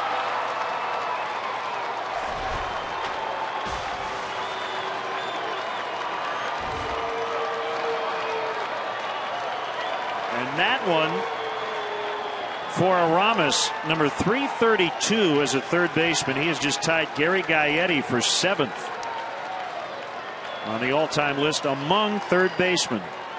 And his first 2-homer game as a member of the Brewers. Just an inability to locate pitches for Alex Henshaw. Missed from one side of the plate to the other to a deadly pull hitter, and Aramis Ramirez makes him pay. Well, that's the difference between those run producers in the middle of the order and other hitters in the lineup. When you make a mistake against a 7 or 8 hitter, he might get a base hit. When you make a mistake against the 3, 4, 5 hitters, they might hit it out of the park. They might hit it out of the state.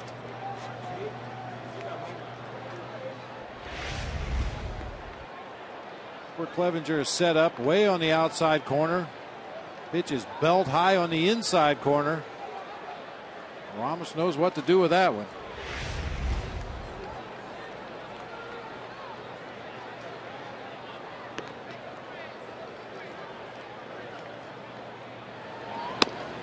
After a mound visit by Chris Bosio,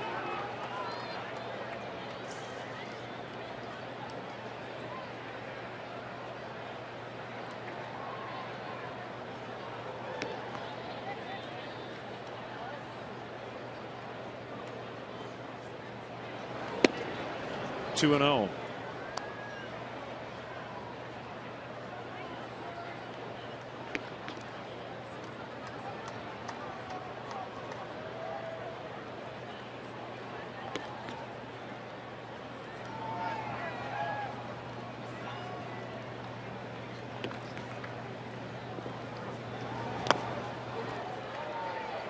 Quite sure how he got Corey Hart to swing at that pitch, but instead of 3-0, it's 2-1. That's a 2-strike pitch swing. Pitch way in the dirt. And it looked like the meeting that Chris Bosio had out on the mound with Alex Henshaw had something to do with using your other pitches. Showing a good slider. That time a changeup way out in front of the plate got Corey Hart to chase.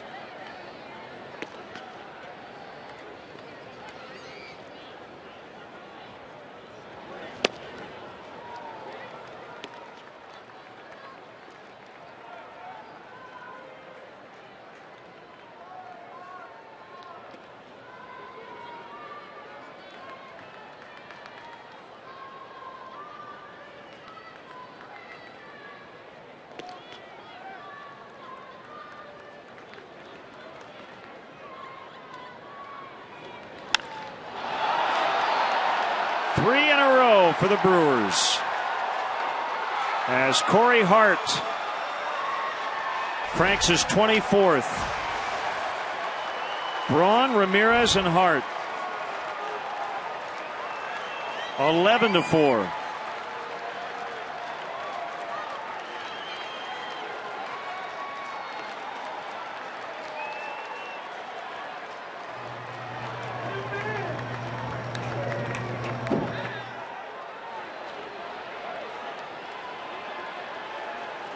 That'll be it for Henshaw.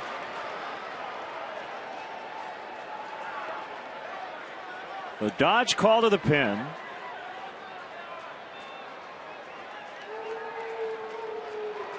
And it's going to be right-hander Lendy Castillo getting ready quickly, and here he comes. We'll be back in the ninth.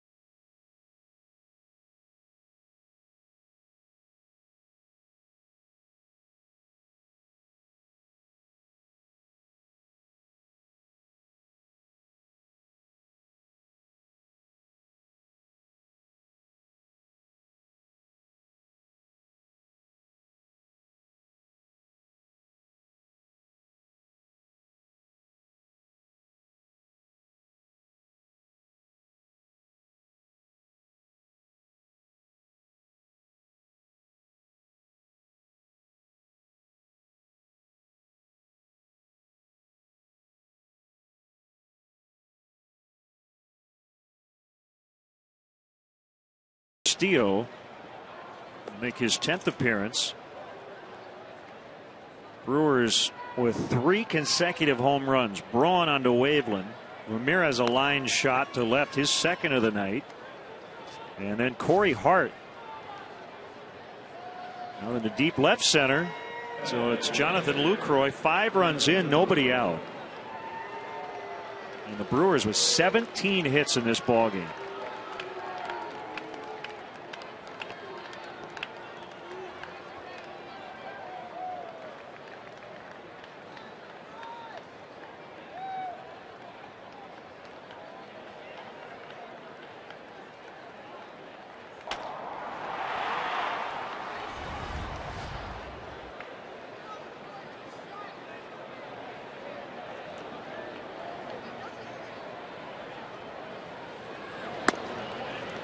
Fastball at 92 for strike one.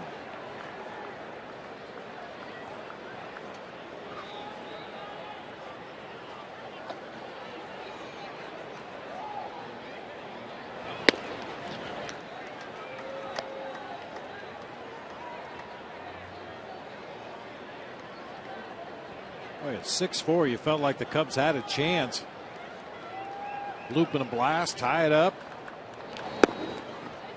This has been a very loud inning for the Brewers offensively, to say the least. I mean, all three of those home runs were absolutely tattooed.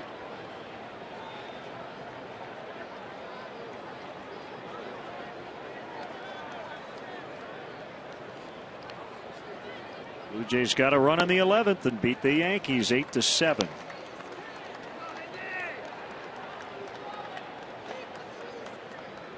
Mark Teixeira left the game with a strained calf.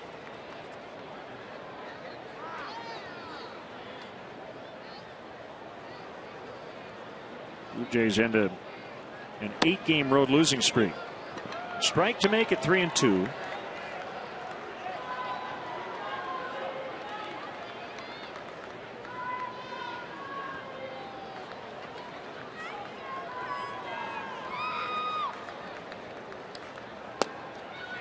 Ball 4 that gets past Clevenger.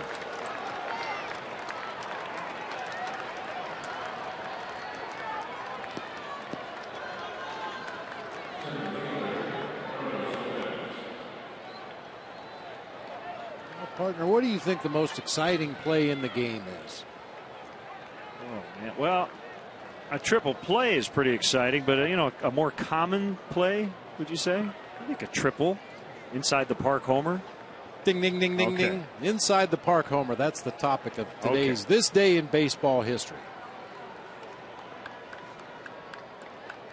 Back in 1977, Rangers playing against the Yankees. Back to back inside the park home runs. Are you kidding? On consecutive pitches. Bump Wills and Toby Harrah hit back-to-back inside the Parkers at Yankee Stadium on consecutive pitches. Not quite as exciting in Yankee Stadium if you play for the Rangers, but man, people barely had a chance to get back in their seats after the first one, and there goes Toby Harrah with an inside the Parker. That's pretty incredible to even have two in the same game, let alone on back-to-back pitches.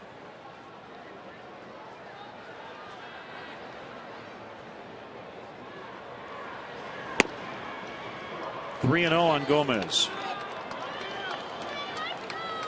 And for us, triples and inside the park home runs are especially exciting because from our vantage point up here high atop the stadium, you can see the whole thing developing. See the outfielders chasing the ball, whether it's in the gap or in the corner. See the relay throw. You see the runner on the bases. You see how the infield defense is aligned for the cutoff. Watch that third base coach. See whether he's going to wave the guy home or throw up the stop sign.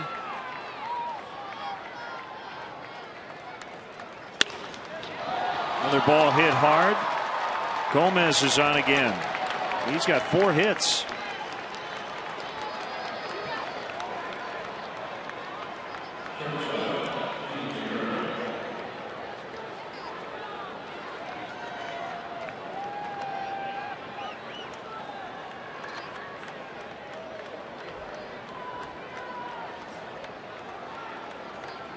Two on for Segura.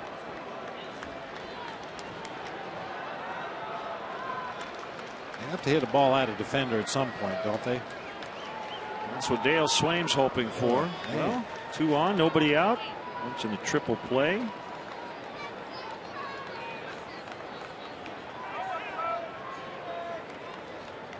About 1938, first game of a doubleheader. Indians and Yankees. Joe DiMaggio, 3 consecutive triples. An 8-7 Yankee win.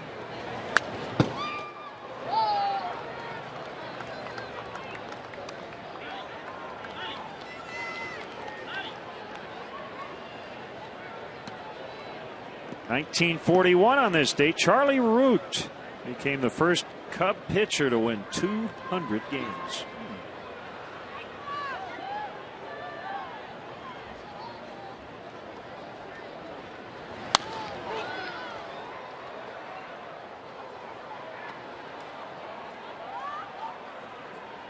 Back in 1897, Washington Senators right-hander Roger Bresnahan made his major league debut by shutting out the Browns 3-0.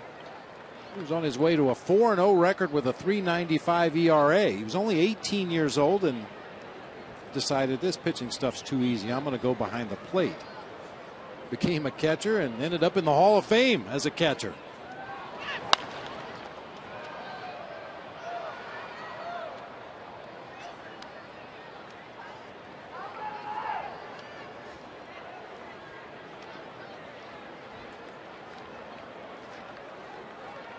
This date in baseball history in 2012, Buddy Guy came to the booth in the 7th inning, which has turned out to be the highlight of this game. Yeah.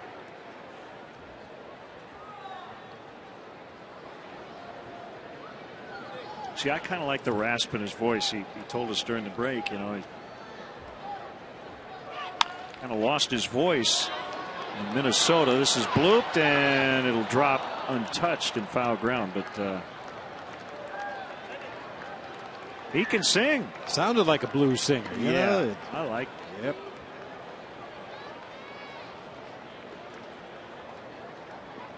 Boy, for a man that's accomplished all he has in his career, all the people he's affected, as humble as he could possibly be. Just a wonderful, wonderful personality. Well, we hope you enjoyed it tonight, because tomorrow night we got to do it. That's right. We'll give you the blues. Buddy sings them, we give them.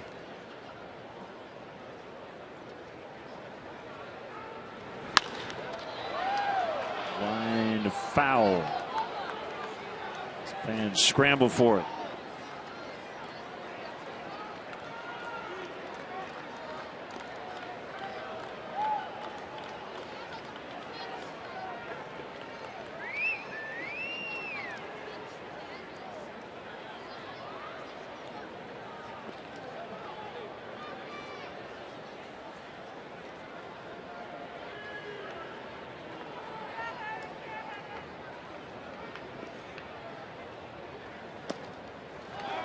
Gets past Clevenger and the runners will advance.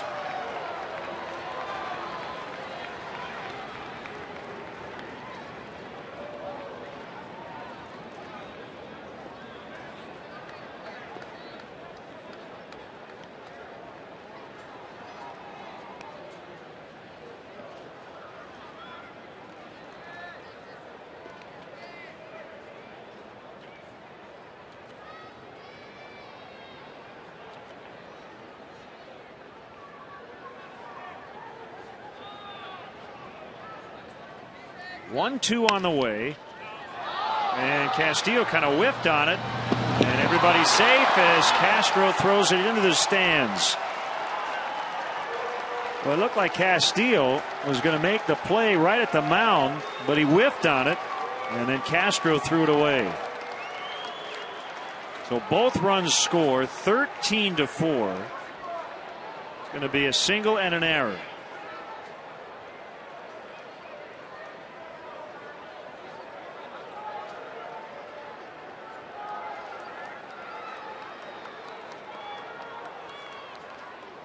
Goes without saying that the back-to-back home runs by the Brewers in this inning just completely ruined any kind of defensive rhythm that anybody out there on the field could have at this point. After Castillo whiffed on it, it looked like Castro could have made a play, but in his haste to get rid of the ball quickly, threw it away.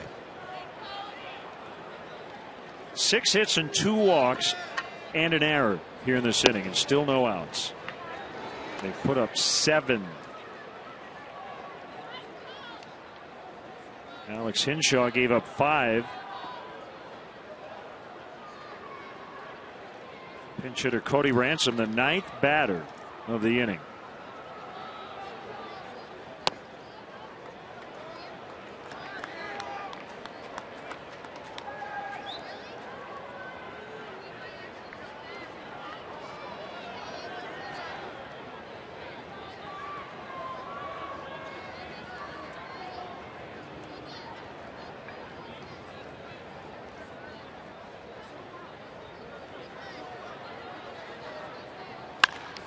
Ground ball to Vitters. Another low throw by him. Almost had too much time there on the double clutch. They get the first out.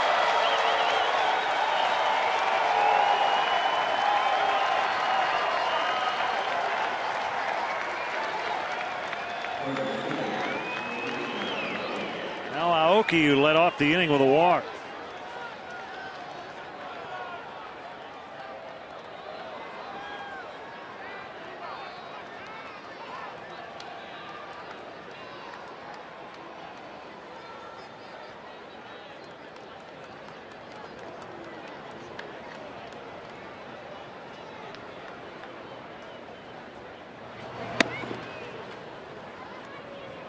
On the fastball, but in off the plate. How about Brett Anderson of the Oakland A's? 2 starts since coming back from Tommy John surgery, and both wins. 3-0 the final as the A's beat the Indians in Cleveland.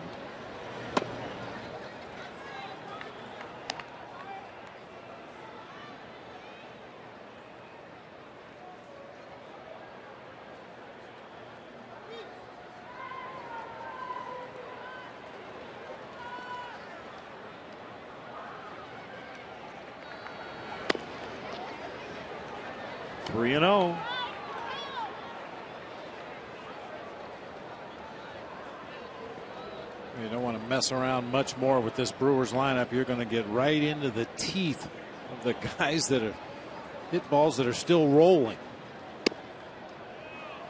Ball 4.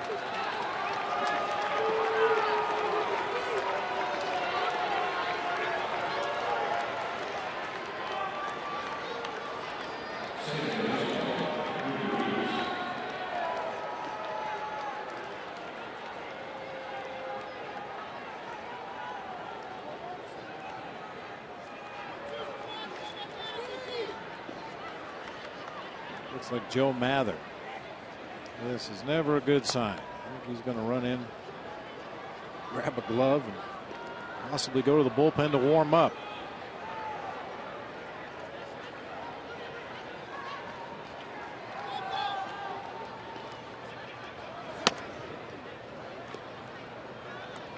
Well, you're right. There goes Joe.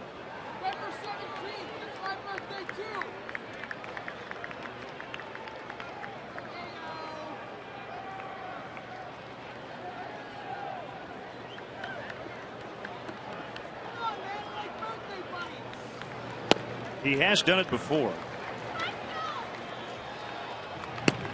See the way he looked at him?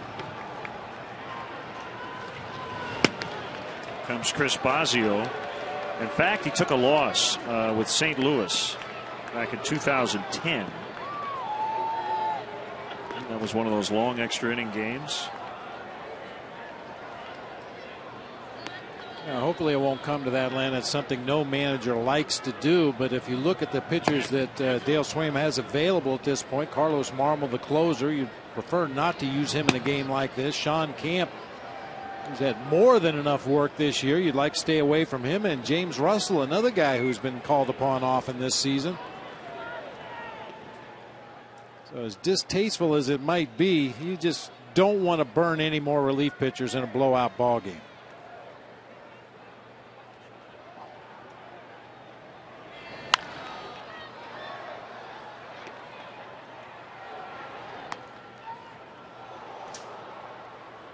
April 17th, 2010. Mets beat the Cardinals 2-1 in 20 innings. And Mather pitched the final 2 innings. He gave up a run in the 19th. The Cardinals then tied it. And he gave up the game-winning run in the 20th.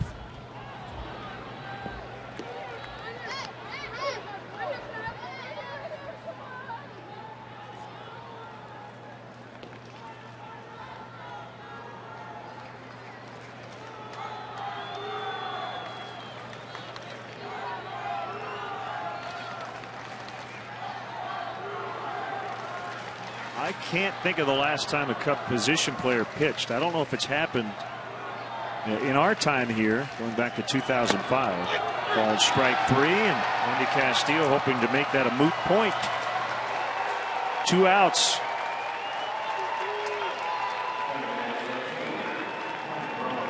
Well, the other thing, as you mentioned, you get right back into the heart of their order for the second time this inning. You'd hate to throw Joe Mather into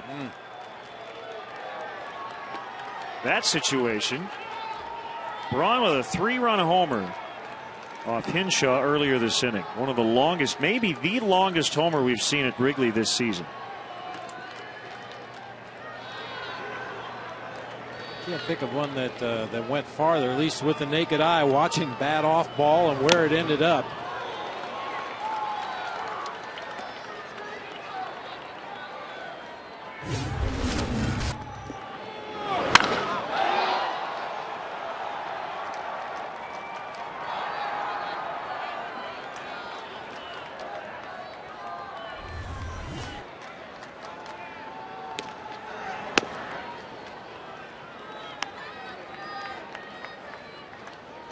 Yeah, that's right. Catcher last year, George Kataris, hit for the cycle.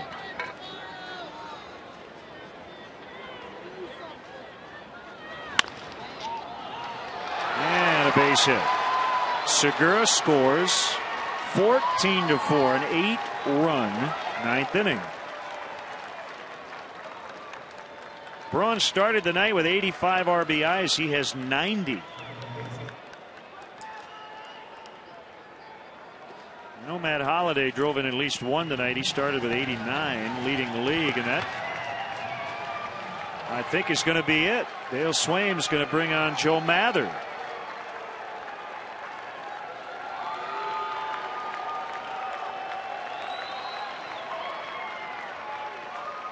So the Dodge call to the pen. Here comes Mather to pitch. We'll be back.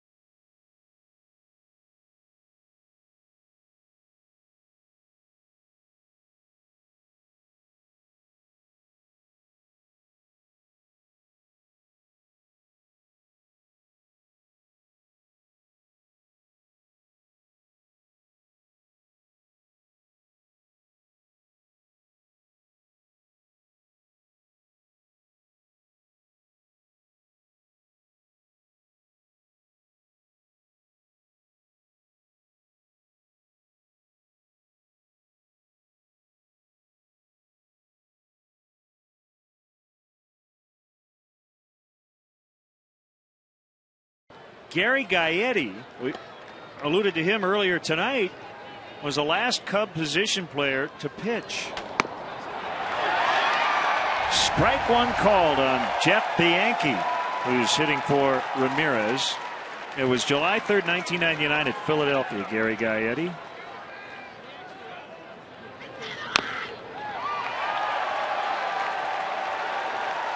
And by the way, we think on the batter's box, hosted by Luke Stuckmeyer, the question was asked, the last Cub position player to pitch. Well, after tonight, the answer will change. Let's see if Mather can pick up his first career strikeout. Base hit for Bianchi. Here comes the throw toward the plate. It's not in time. Aoki's in. 15-4.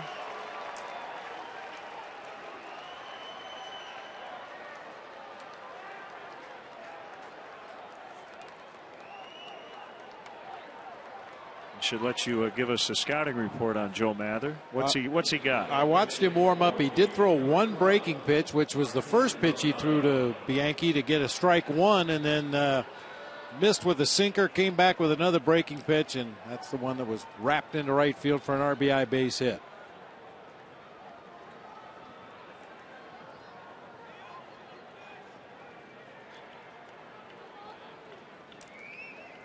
Martin Maldonado. Ground ball to third. Vitters will step on the bag.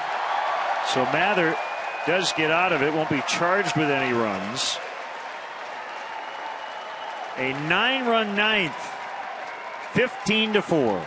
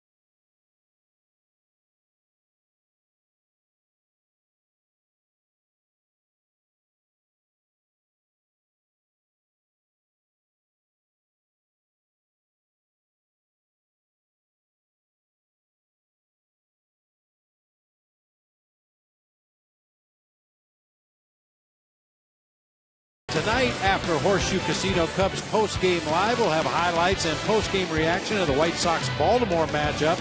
Also reports from Hallis Hall as the Bears prepare for their final preseason game. Join Pat Boyle and Mark Shanowski for GMC Sportsnet Central tonight after post-game live, only on Comcast Sportsnet, fans' best friend. Livan Hernandez will work here in the ninth.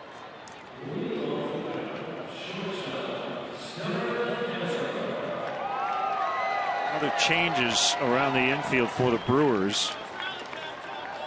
Bunch of guys who pinch hit stayed in. Ransom at third, Bianchi at second, who by the way got his first career RBI. And Maldonado will stay in and play first.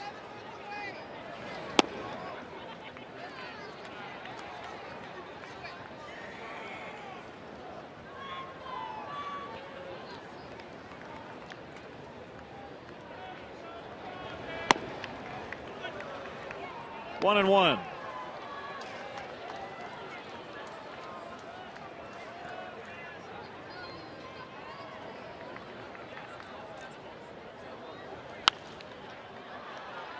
Foul pop. Maldonado and Bianchi are over and no play. Second row of the seats.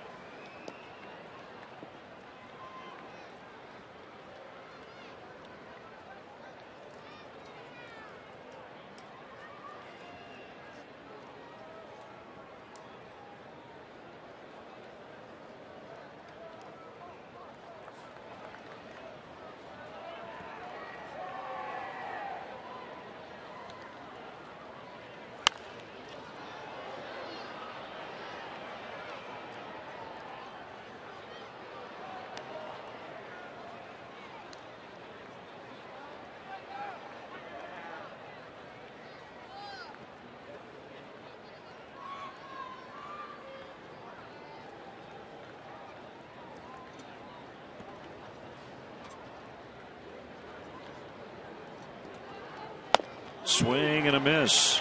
That's a fastball. At 84. crafty right-hander, Livan Hernandez. Yeah, he doesn't have the stuff he once did. I mean, there was a time he was one of the best right-handed pitchers in the game, a big game pitcher. Mop up here for the Brewers tonight. Doesn't throw nearly as hard, doesn't have the same kind of movement, but has made adjustments with his stuff and can still get big league hitters out.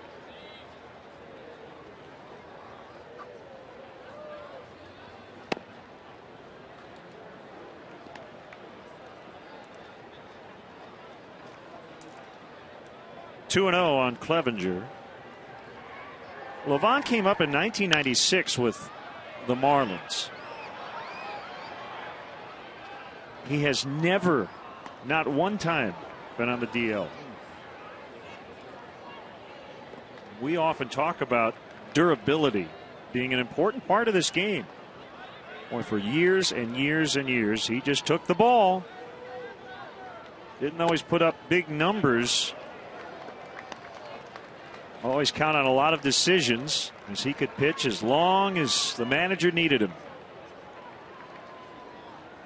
177 losses, 178 wins.